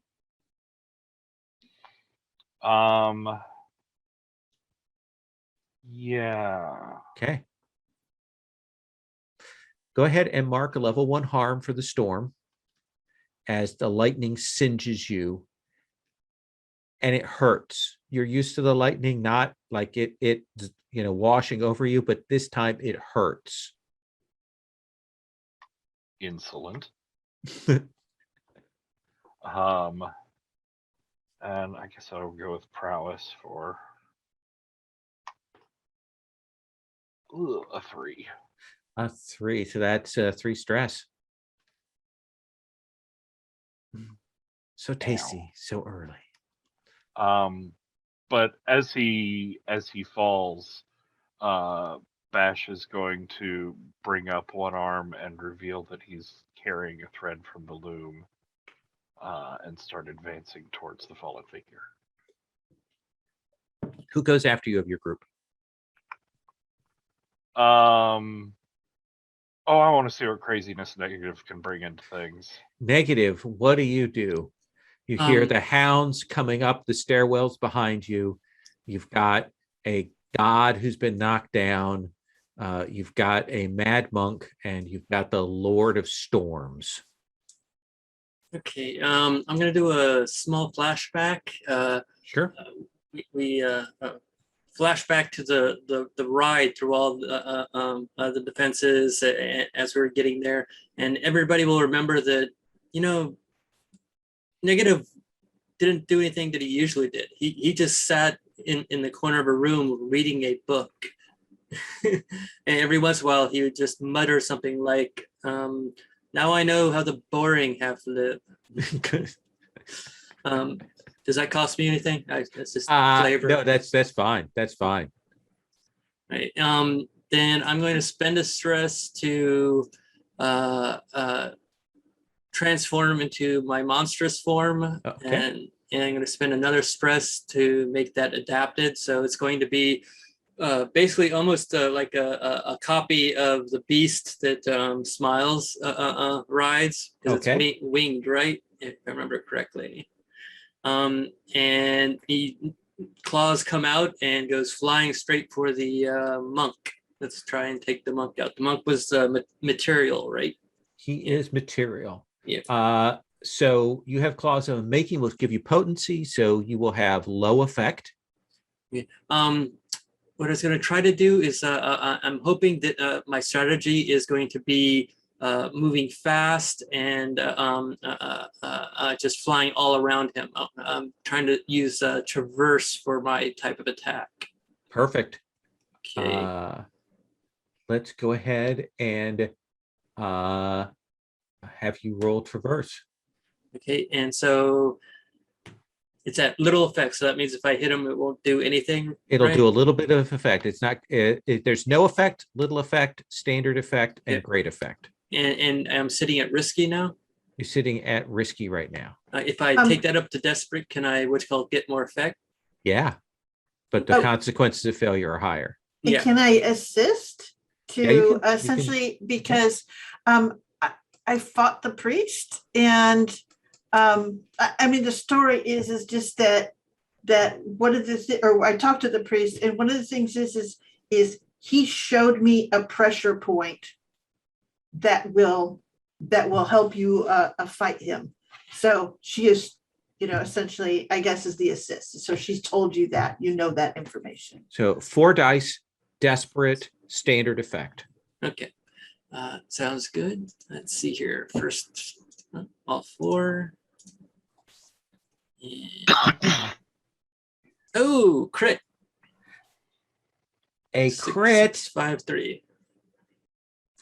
So what limb do you take off?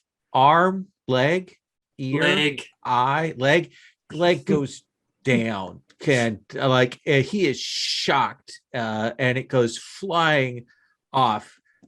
He falls, rolls, gets his good leg under him, and you see him concentrate and the bleeding will slow, but just the suddenness of that, he is ashen and pale, and he didn't even touch you. And one little final thing at the end, he kept a hold of the leg in the mouth and chomps on it and throws it up in the air and then swallows the leg down. Smiles, let's have you go next, since Sans was helping on that. Then we'll have Sans go. All right. Who was over at my brother? That is the Sovereign of Storms. All right. Hopefully he's paying attention to Bash a little bit. Cause I gotta go and get him away from iridescence. Okay. Are you attacking him, or are you more are you more focused on getting your brother away from him? I think I'm more focused on getting my brother away. Okay. So right now you're going to be at risky, low effect. Okay, low effect would be the result of getting him away. Yeah. Okay. And shifting that up would go to a desperate, but I'd have horrible things. Now, happening. here's the other options you have. You can flash back to some aid that you got from a faction to give you an edge. You can spend that to give yourself an extra die, or to change the effect. You could also push yourself for a bonus die. Yeah, We got some options I here. got some things. There's not. I'll talk about that afterwards. I don't. Okay. All right. I'm going to flashback. Okay.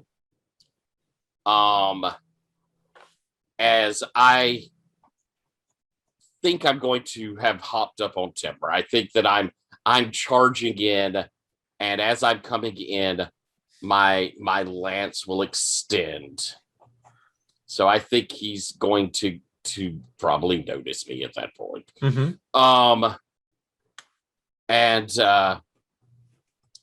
as I do this, I think I had asked for something, or no, it's the flashback we see is my father with a baby.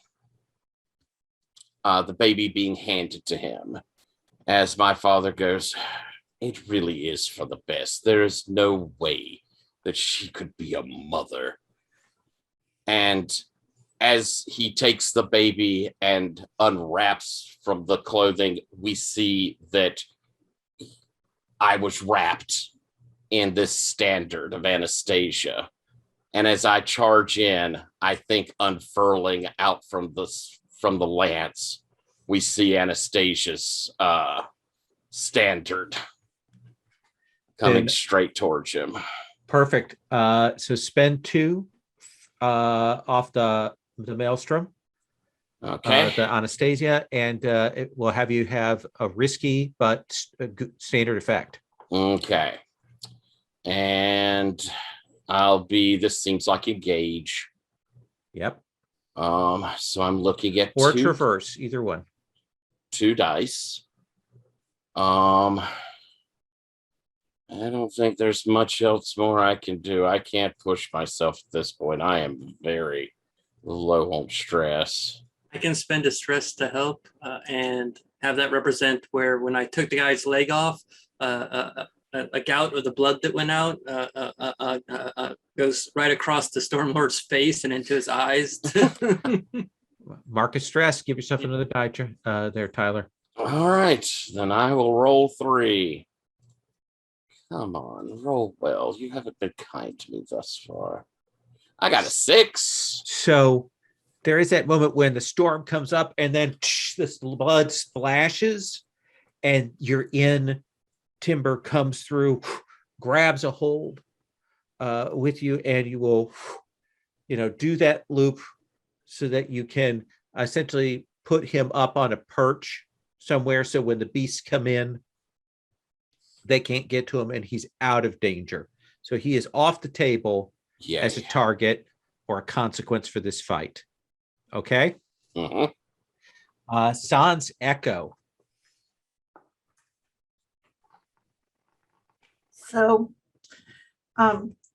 this is like, I can do this once because I've got a bunch of distraction and stuff going on. I think that I'm just going to appear right behind the sovereign.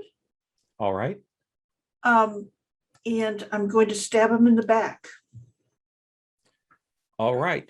So I will give you, normally you'd have no effect. So you boost up your potency to low effect on him with that maneuver. Do you want to use anything else to boost that up? Have you gotten some information? Have you done something to kind of change that up?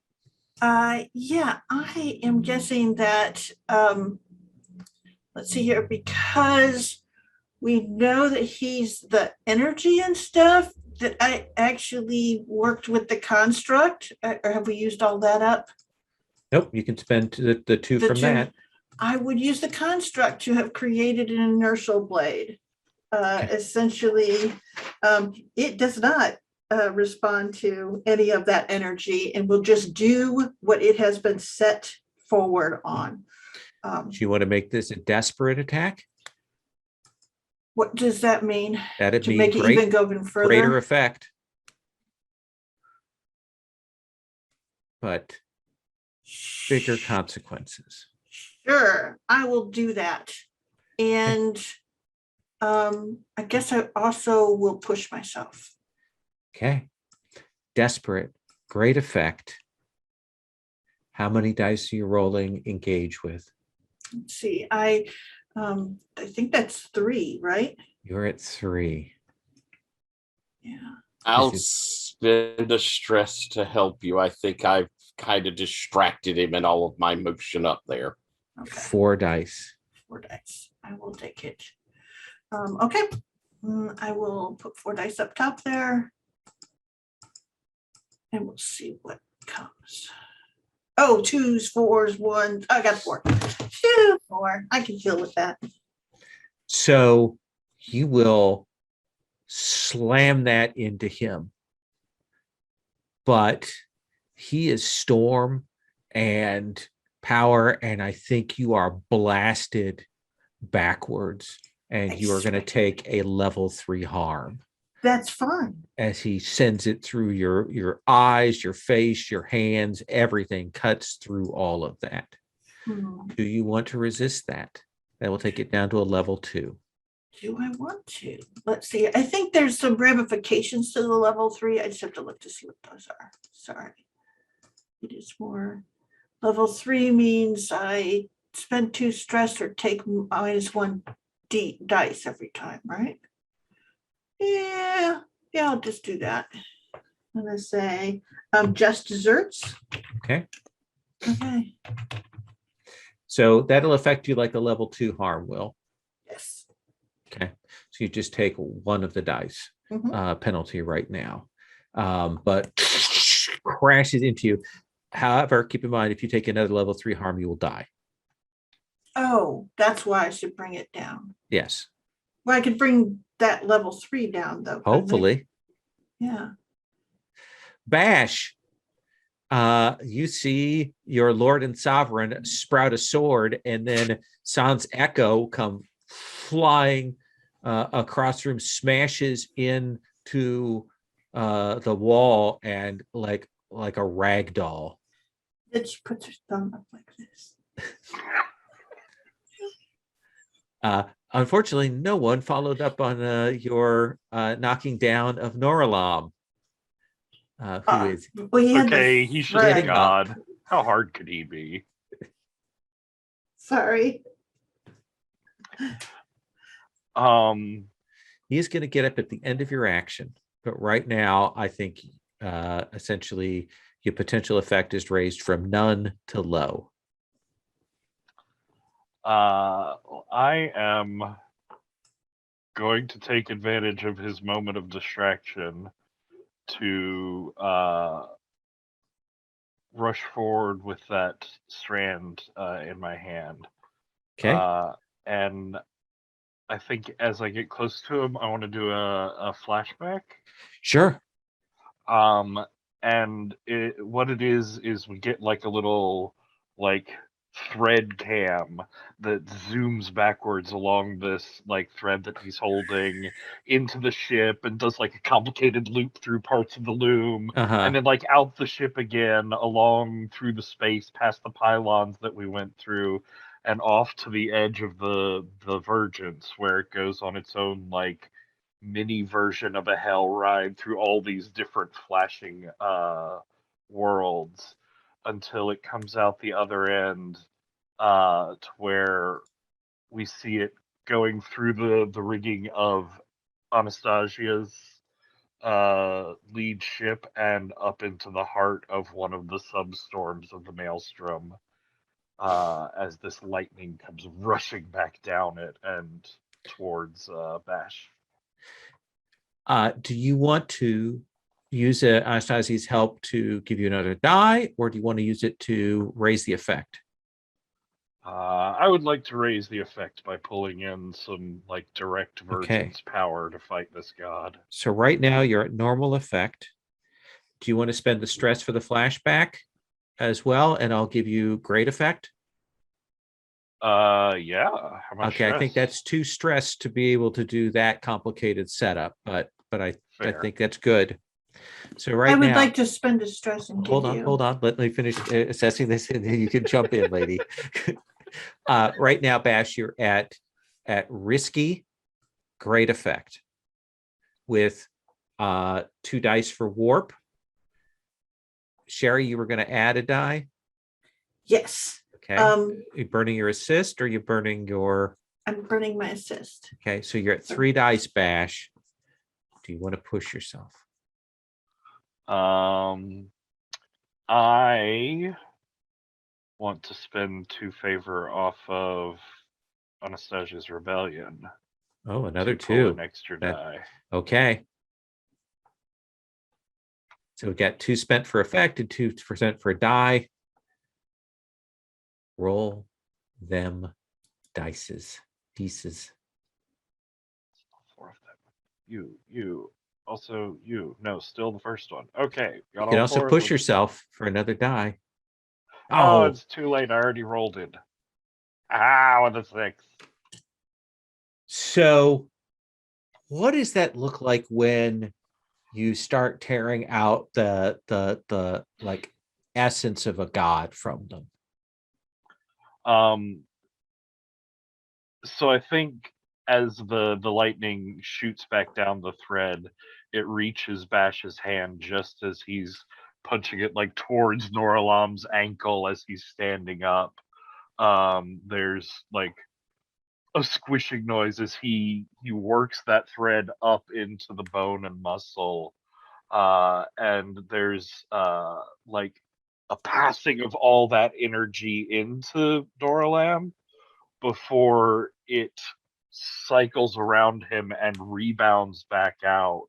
And it's like the CGI special effects are crumbling off of him. Like all the shiny godliness starts dulling and cracking, and the movements look less majestic and more rickety, and it's like the special is being drawn back out of it, and we can hear like a whirring as the loom in the ship goes into overdrive.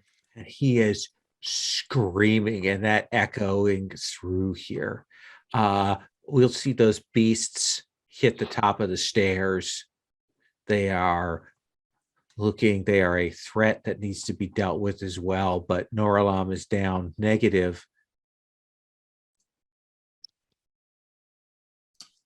Okay, so the monk's got a leg, but he's still alive. Oh yeah.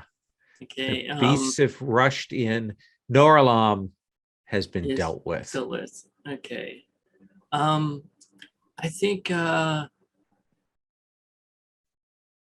just gonna continue on with what I'm doing, and because I'm staying focused, I'm not gonna change targets.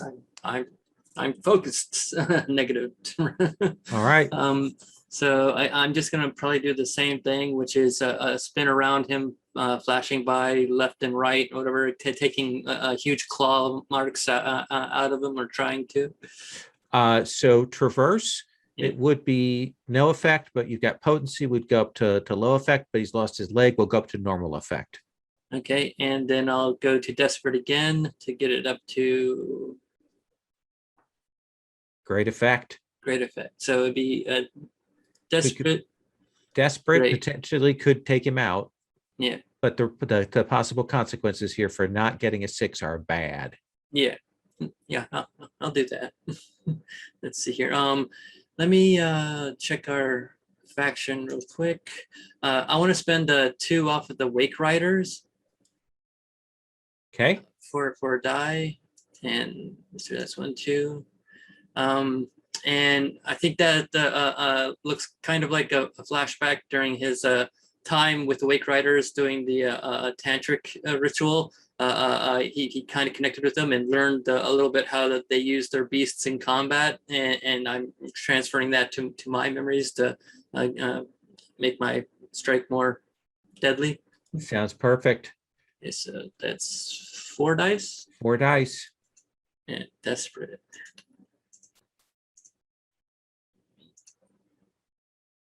Oh, nope. You are going to take a level 3 harm as you come in this time, and he rips your throat out. Okay. Yeah, I'll definitely resist that. Okay. So that's prowess, or Yeah. okay. And that's just 3 dice straight roll. Good God. Okay. So why did it do that? Took a beat. So you'll just take mark one stress, essentially as he bruised windpipe. So it'll be a level 2 harm rather than a level Okay. 3.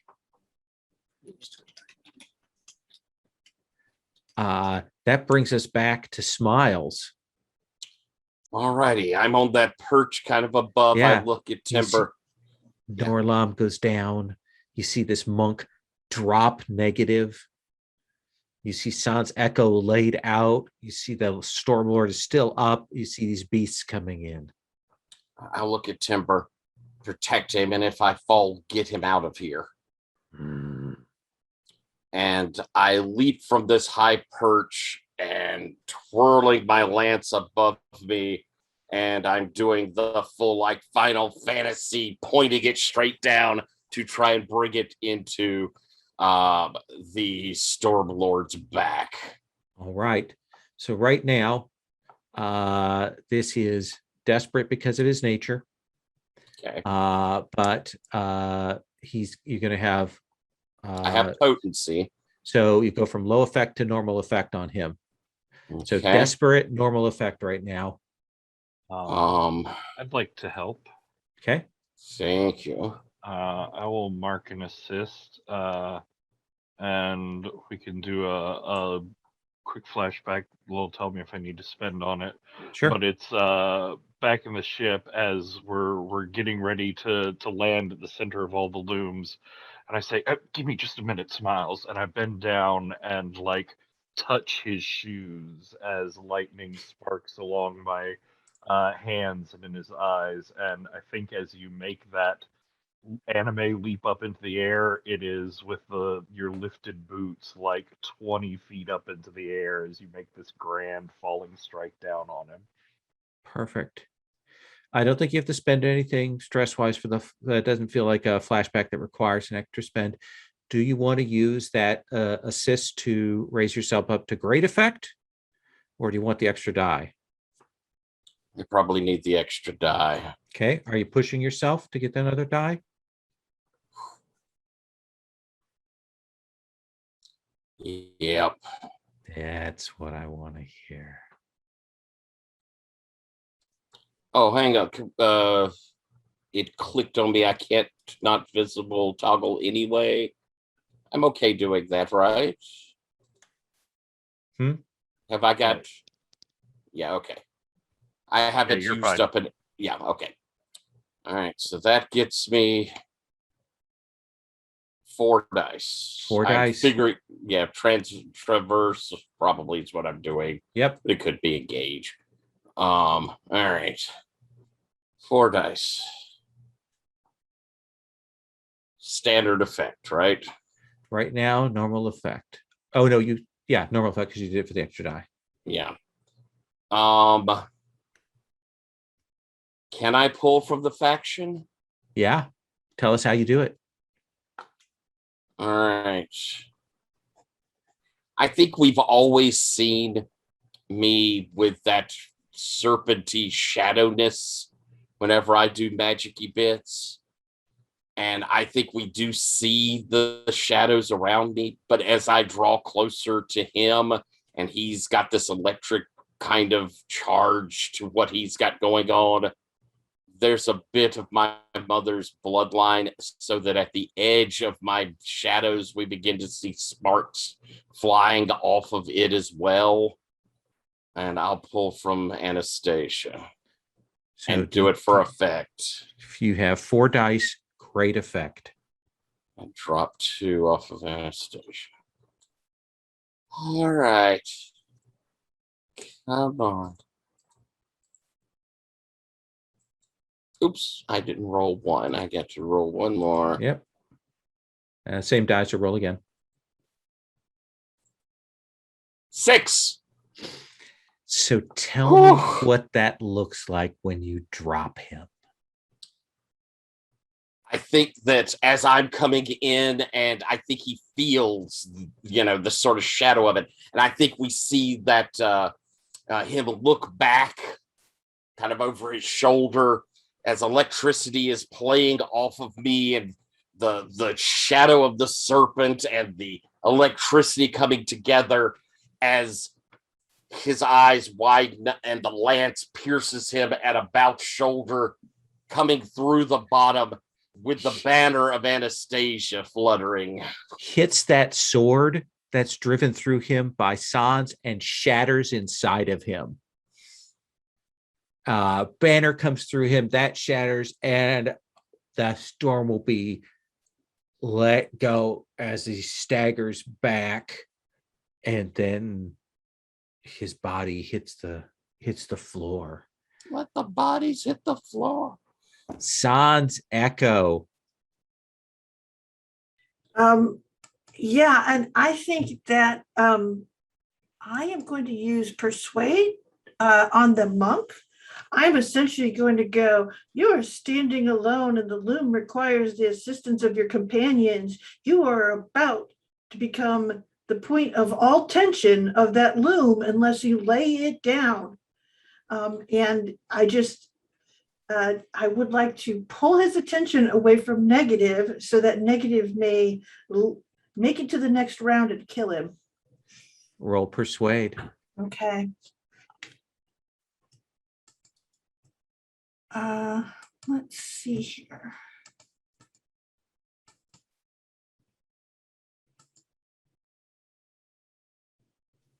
That's 3 to go. I'm trying to think, we've got a bunch of favor left. Yeah,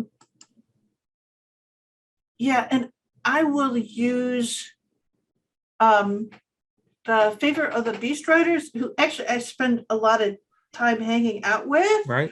And I will, what do you say? Because it's gotten all still and weird in here, I will use like the intonations that they do for their ritual that make everything sound like really, really spooky and like, sort of that serpent tongue kind of thing. Okay. That has a lot of ritual strength, at least to Parcel her here. tongue. Yeah. Okay. So yeah. So I guess 4 dice. Yeah. Okay. Here we go. I've been really crappy. I can keep it going. I lost a die. Hold on, I gotta reroll, but I got A6. You got A6. Roll the other. I got another Oh, 6. Crit. screw you. Screw you, woman. I think there is a moment when he goes to like panic and leave, and I don't even think that's a roll for Negative. I think that you have his attention. He is off his game. He twists around. Negative, how do you finish him off? He rises up behind him, and the shadow coming over him, and then you see just a quick snap, and I can't remember what our lines or brails are real quick, but basically he just eats his head from behind. Oh. And I think we'll feel the crackling as this place gives way.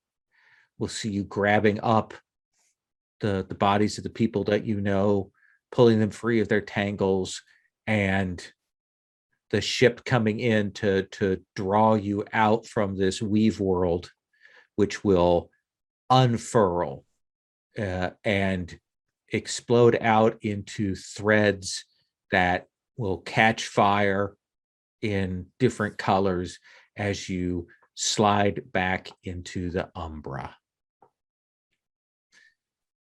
And that's where we're going to go to our epilogues. Let's take 5. Quick bio. We'll come back. We'll do epilogues.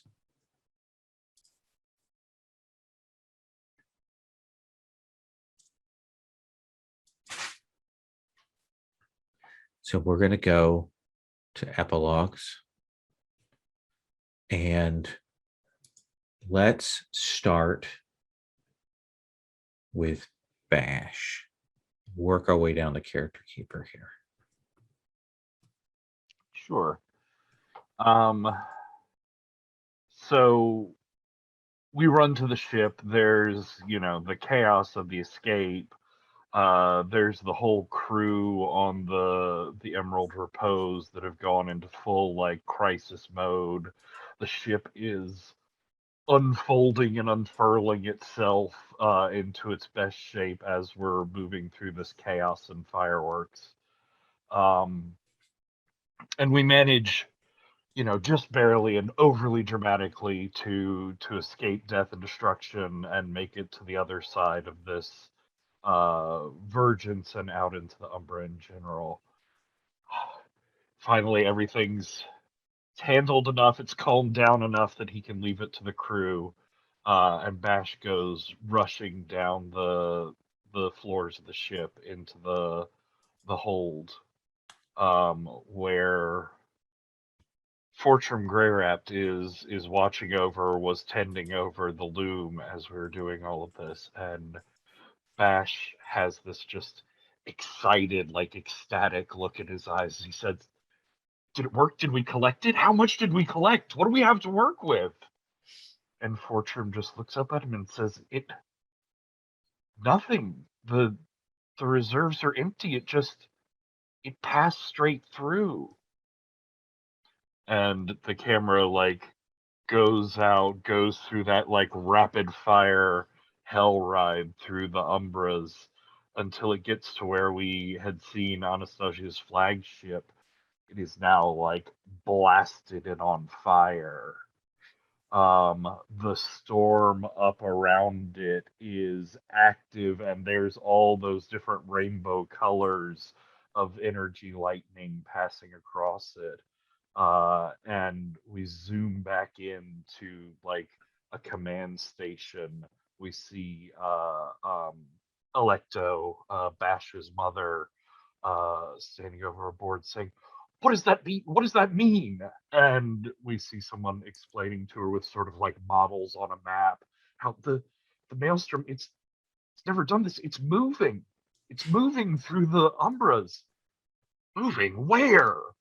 And they point down, they draw conjecture lines, and you see it going into this broad red line that's going across the maps as one of the techs looks up with this white face and says, "Directly into the path of the serpent." Smiles. What is your epilogue? Well, that one sort of set me off a little on what I was doing, but I think I'll still work at least somewhat where I was. Okay. I think we see big banquety hall, party going on. I think we can see the people, Anastasia's warriors, that sort of thing. I think we see Anastasia there, maybe looking a bit worse for wear, but rallying the troops and talking up, this is our chance. This is what we've gotten. My son, clapping her hand on my shoulder, has given us this opportunity. And, and people kind of yelling, and we see Smiles, in full party mode and toasting and clapping hands. And as this kind of goes on, he sort of, waves and moves a little bit back and kind of into the shadows of the hall. You see him pull out a stone from his pocket. "Father, I'm inserted. I'll be reporting back soon." My son. Negative. What is your epilogue? Okay, it starts with a small flashback because it's what I was going to do in the fight. Back when he was sitting there reading the book and being all bored, he was actually concentrating and using the Umbra to reach out and to follow the string that had been attached to him. And he's going to try and find out who it actually had it. but instead of landing on any of those three guys or anything like that, it actually leads back to my brother. I feel exactly what he was doing. He was actually part of it, but he ran away there at the end, but instead of facing the consequences. So he's as he puts the book up on the ship, he just goes, "Okay, bastard, I'm going to get you a different way." And then he flash forward to about 6 months later, and back on Bella Vita, Negative is throwing another one of his famous parties, but the tone has changed. It's actually acting like a salon instead of a sex party. And because he has one dot in engineer that he hasn't really used anything with or like that, and it's he's actually turning into more of an intellectual and trying to make himself actually an actual Renaissance man, for him to build contraptions and things to go after his brother in a different kind of angle. So it's still seven partying and everything like that, but it's just slightly changed to a more serious tone. Absolutely. A dark vengeance Da Vinci. I like that. In Sans Echo, what is your epilogue? I think what you see is it actually kind of is like right on the trail end of one of the scenes with Negative, where you kind of see Negative and he's framed by something. There's kind of fuzziness there. And then it's when sort of Sans pulls her hand back because she's still got that hole in her hand, and she's been like looking through the hole at Negative at one of his salons there.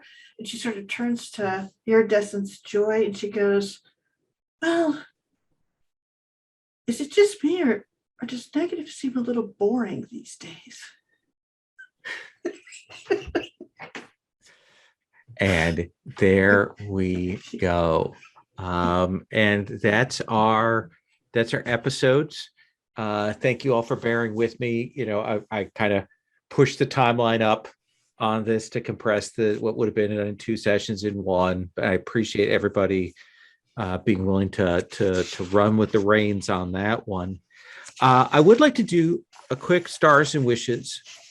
Stars in this case being stars, like stuff we dig, and wishes. Maybe we'd do a little comment, some thoughts on this. This is an unusual adaptation of the system of Blades in the Dark. We can talk about what we thought in general about that. Maybe give some feedback based on a few sessions of play that might be think that might be useful, or questions that we might have.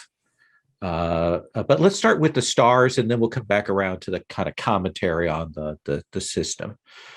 So let me start with you, Patrick. Stars.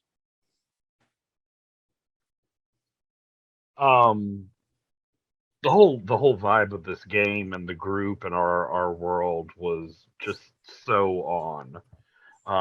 Like it had all those feelings and trappings of Amber without being quite as stuck in its own meta story as an Amber game could be. It opens up a whole bunch of new avenues. This session in particular, Harry, I love Negative. I love the solution to every problem is just a different variety of sexy party. I love being introduced to an emotionless machine and saying, "Nah, I can make them feel," but then coming out of it with a change that you took forward really interestingly with your character of this level of calculation came into Negative where it was all just abandoned seemingly before. Tyler, I really like Smiles. I love that spear. I think that blood lance and the ways that you used it were just great. They really made the character. And Sherry, Sans is so weird. I feel so strange about them because I love how very them they are, but like Sans is sort of creepy. But just that choice to hold on. I think I said this before, but it just struck me again. But that choice to hold on to that hole in your body, that unweaving of your very self, that was useful as a demonstration. And what does she really care about herself and her soul and her reality or whatever? It's not, getting in her way significantly, so why fix it? And I love turning that into a character trait. Lowell, I thought this was a really cool way to bring everything together. I like the way you do dark conspiracies. It was satisfying to see Norlam. It was a big build up and backstory, and then we didn't see him but for this one appearance. But he was really neat, and we had a big epic confrontation with him. And I especially thought the description of the negative underworld with all these spindles and centers of this thread all whirling and weaving tighter and tighter in was super cool. Yeah, let me piggyback on that. I thought the way that all of you spun that, no pun intended, into your entry descriptions was brilliant. Thought that was really good stuff there. Tyler. I'll say first off, of course, everybody character work, enormous stars. But I want to kind of point it like Sherry, I think at the very beginning of this, you made a conscious effort to tie our NPCs into a nice collective. And we'd all kind of had some crossover. You made a conscious effort to really tie that in. And I think that made a huge difference. I think that was a brilliant idea. And it paid off dividends over and over and over again. Harry, I thought that you not only used but displayed what the system can do really well for us all the way through in ways that gave me kind of, oh, okay, so I can do that. And that was enormously helpful. And I really appreciate that. And Patrick, you had really clever ideas all the way through this thing of how to approach problems that paid off really neatly, caused conflict in nice ways, altogether really kept us on our toes in how it was going. So I suppose I'm starring out of any role play. This is all mechanical, but really all three of you did amazing things that I think made the game way better. And Lowell, for a climactic battle, this was a magnificent. All of them seemed dangerous in their different ways. I loved the Stormlord and how he presented. It was super cool. I liked all of your NPCs in a lot of ways. I liked my parents quite a lot. They were fun to deal with. So all around, just a well-told story, Lowell. Awesome. Harry? Stars all around for I think everybody did a great job with their characters. I want to thank Lowell for putting this game on the calendar because it's how I found out about it, and I immediately went and bought it. So that was freaking great. Smiles, your role play with your parents and the complicated levels there. You did that as a thread through the whole game, pretty much. And I loved how it went straight up to the epilogue. Patrick, the amount of detail that you put into the plan was amazing, because I mean that was a lot of detail on those, and I was like impressed. I'm like, God, I can't do that. Sherry, you had two perfect moves in combat that kind of won us the fight. I think with the the critical spot opening up for the monk for me to get that hit in, and then the inertial blade and taking the level 3 wound like that was perfect. And then to top it all off, to make my day, the looking at my guy through the screen and saying, "Oh, he looks kind of boring, don't you think?" that was awesome. I just loved it. All good. Awesome. Sherry, let's do last stars for you, and then we'll come around and talk about things about the system. Yeah. So I can't say this enough. But Patrick, your weaving the loom through every session was really good. It's that wasn't a pun, and yet it is, but it was, you managed to pick that up right from the get-go, make it your own, and have it recurring as a problem and a solution all the way through. And it was super fun, and you had such a good sense of it, and the timing and the visuals, and then Lowell, when you made this big industrial loom that we flew into, I was like, wow, and Patrick leaped right on it, and it was really good. So that carrying that theme through was top notch, guys. Again, Harry, I want to play with you on all of these games with characters with big stories, because you were so spot on, consistent, and yet always surprising in what you were able to do and how you used your moves. And also a virtuoso with the system without it being pedantic at all. It was really good. I just really loved playing a Blades game with you, or in the Dark game. No, Forge in the Dark game. Yes, that's it. It was great. And Tyler, you are always the heart of every game that you're in, and your family heart was a complicated one, and I loved every minute of it. It was wondrous and good. So those are my stars to you. The game, I love the game because the game is not afraid to go, you've got some big darn powers, so get going, guys. And that is how it feels, and I love it. And so Lowell, congrats to you as a GM who doesn't have a problem with your players having big old powers. I kind of love that stuff. So that's my always thing. So let's come back around. We've had a chance to play a number of sessions of this. We've talked a little bit along the way, some things we thought mechanically, but I'll save my comments for last, because I may be redundant with some things that you all are thinking. Patrick, what any thoughts that you have? This can be just impressions, not like necessarily pointing at specifics. So in general, I thought the way the faction level stuff worked, and most everything about the scheming phase, the downtime stuff, was super innovative and worked really well.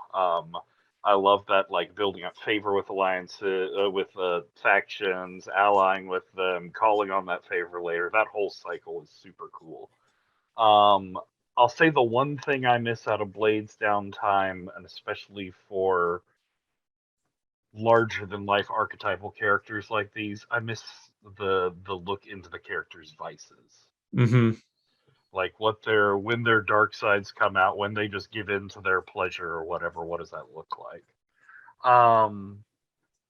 Similarly, I thought the like striking of the items, when I read the game and I was first coming into it, I was like, oh no, but the items part of Blades is so cool, and I'm gonna miss that.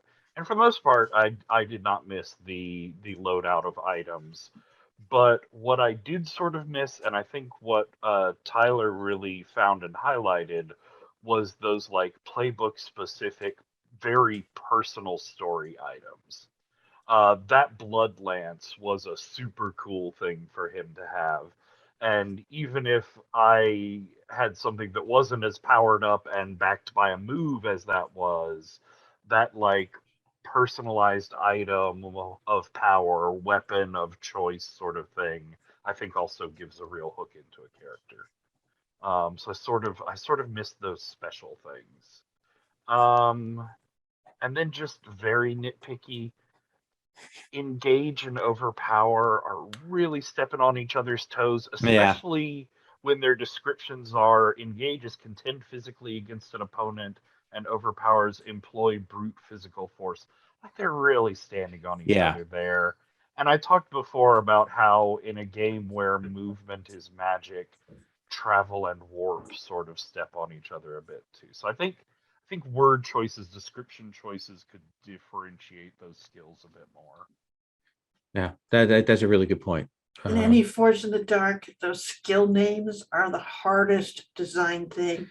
And They yet are just so they important. wanna- yeah, and they're just so I speak from attempting to design. So All right, Uh, that's my ramble. No, I think that's fair. And there aren't that many. How many? Let me look at this again here. It's only three, and three, so it's fewer skills. So having some overlap there does create an issue. Tyler. Yes. There were several things I really liked. I like the assists without stress spend. I think that's cool. It's a nice build up from character creation. It kind of ties in a real feeling of certain closenesses. I liked that a lot. As far as Forged games go, I thought some of the strip back for this made it much better. I like the multiple factions as storyline and how you build character. I think, we chose Dark Conspiracy, but a lot of those are super neat. Really, really cool. I could see playing a bunch of those. I'll agree a little bit with the stats in that you need them sort of to be there, but I'm not sure, like Overpower. I'm just not sure Overpower needs to be the what's there. Warp and Traverse, I see enough distinction. I think they're good enough, but I just feel like something else should be there besides Overpower.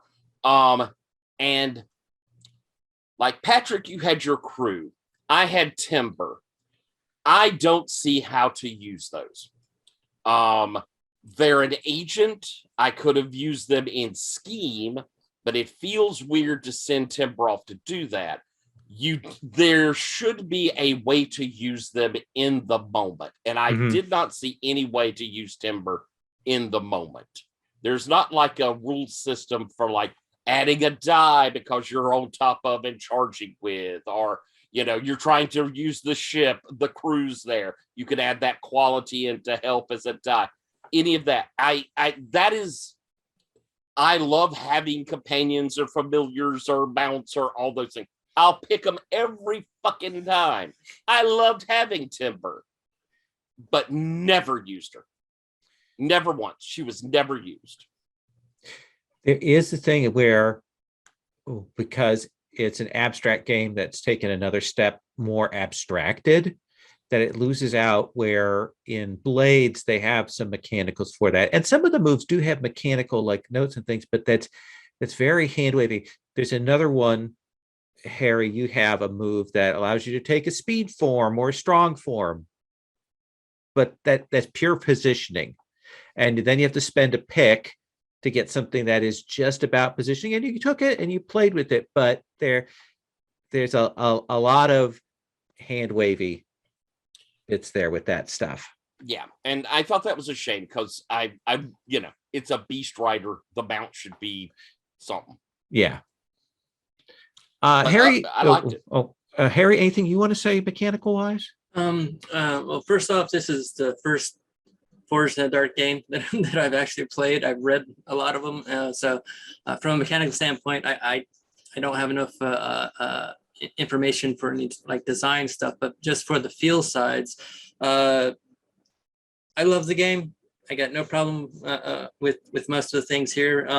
I do see a little bit of the overlap with the Overpower, and I think the thing about Warp and Traverse was right on, and the fact that I can see, because Warp is reaching out and using magic, and Traverse is usually speed and stuff like that. I think that works. I don't know what I could say that would be critical. I mean, I Sure. oh yeah, no, yeah, you'd already said it. It was the on some of the powers you have the pick list and everything like that, but again, some of the pick list items just I don't know if it has to be just fictional positioning or if there might be a little bit more that you can be put in there. And I think they're doing a pass on that for the next version, but Yeah. It definitely needs a pass to really kind of assess, is this fun to do? What do we actually do with it in play? Is it interesting? Is it something that you go, ooh, I want this? And then do you not have buyer's remorse? yeah, but no, and I bought this game immediately. Yeah, there's some really great stuff. There's some no. very clever move things, like Sherry's move of essentially being dead and coming back. That's one I hadn't seen before. That was really novel and interesting. Sherry, your thoughts here? So been playing a lot of Forge in the Dark, been doing this. I would say of the games that I've played recently, this one comes out as the most flavorful, as the most interesting one. It's in development, and I can see that I'm with you exactly. Well, the next phase of playtesting needs to be this move. You have this, this role here. Here are the moves. Which ones are always going to get picked, and which ones are kind of the meh ones, and going, do you need them? Or is there some way, do you want to pump them up, or do you want to, how do you make them as beautiful as the other ones are? On my Oracle sheet, I have some that I don't think I could play the Oracle and not choose those because they're so fabulous. And then there's some other ones where I'm like, I could use that if we were playing a very particular game, is more how I feel about it. But the ones that I would pick every time have that feeling of I have a strong sense of what Sands can do, and it's not going to be like what anyone else can do, and it's going to be a lot of fun, and it's not going to step on anyone's toes or break any story or game. It's just a ton of fun to go, I have the character, can that dude show up somewhere dumb, and then and if they die, well, they show up in the next scene as if nothing happened, except they're a little confused and dazed, and that's it. So but I love the scope that they've been brave enough to bring to the moves on the game. And all the other ones that I looked at, I was seeing moves that I went, oh yeah, if I was playing this, these are ones that I definitely would want to try, and I could see what that would do with the character. So it really felt flavorful.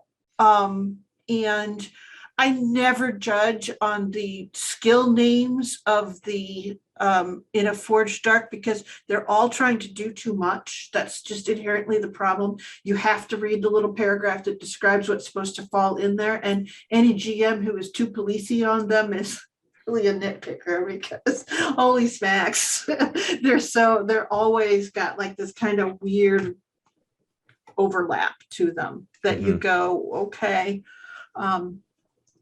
Someone's got to be a lawyer with them, I guess, is how it is. So yes, that's a tough one. I get those being A, confusing for players, and B, hard to choose better words for. 100%. I loved the way they did contacts in this game. I just think it worked really well. That I ended up doing the thing that I picked contacts that everyone else had, was just because since I was from nowhere and I had no ties to anything, it just was the only reason to explain why I would be with all of you guys. But I really loved what that did to the game, but I still love all of these contexts. Like, I would keep going back to the NPC list to look at them to go, oh yeah, this would be a person we could, pull in, and all of the other stuff. So it was super fun. And then when people built their families, that kind of even rounded it out more. I had one wish, we would play some more and we could meet everyone's families, and it could just be a campaign about family. And there certainly is a different campaign framework of that is. Of the houses, and I can see Yeah. how it would support the houses Yeah. so well. I think one of the interesting things is, and this is just from my sort of instinctual perspective, not having the vices and dealing with those as a downtime action. It feels to me like it needs like one more downtime option. And I wonder if there isn't a way to give us a new downtime option that is like talk to your family, interact with, like visit your family or interact with them in some way that would do something, or even not do something, but just give us like make that a real option that's on the table that says that's part of what we're doing here is interacting with our NPCs, interacting with our contacts, checking in with them. If you do so, you get a free piece of information or something would be a fun way to do that, or even to say, here's a particular kind of long-term project. Though I like just actually being able to RP with them as an option on the scheming phase. I love the openness of the stress system. The stress system felt really good in here, where sometimes when I play Blades, it's like, oh, we're hitting up against that. We're kind of slamming against that. There's a real problem on the character sheets that is carried over for the playbooks, that's carried over because I took them straight from there over onto our Google Keeper. One of the things you can do is you can spend 2 stress to change your effect level. That needs to be on every character sheet as an make it clear that that's an option, because it's in the rules.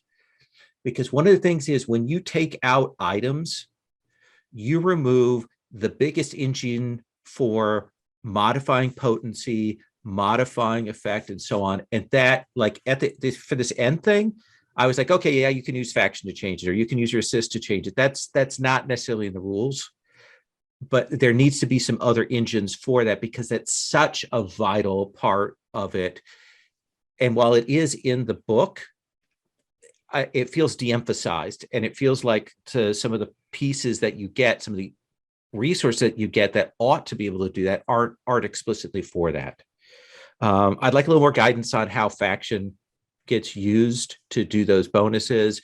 That would be a little bit, I think, more. We talked about the fact that some of the moves, like they're not as sweet. They're not as tasty. They're good in a regular game. They'd be great. Yeah. This one, it's like. But when you've got the hyper so moves that are even better. Other thing is, there's a promise that's made that I think is really interesting with the different campaign structures and the milestones and the things there, that when you actually go and look at all of them, they're not all that different. It feels to me like we need some tweaks to those. Like there's a real promise. Like I think that's a brilliant way to handle things. But when you actually go and look at some of them, they're like, okay, well, we just tweaked this, and we just changed this thing, and just a couple of minor, then we changed the milestones. And that's a real disappointment when you go and look at it. Give us some other pieces, some other tools in there to make that hot, to make that sweet. And that milestone experience system just feels really disappointing.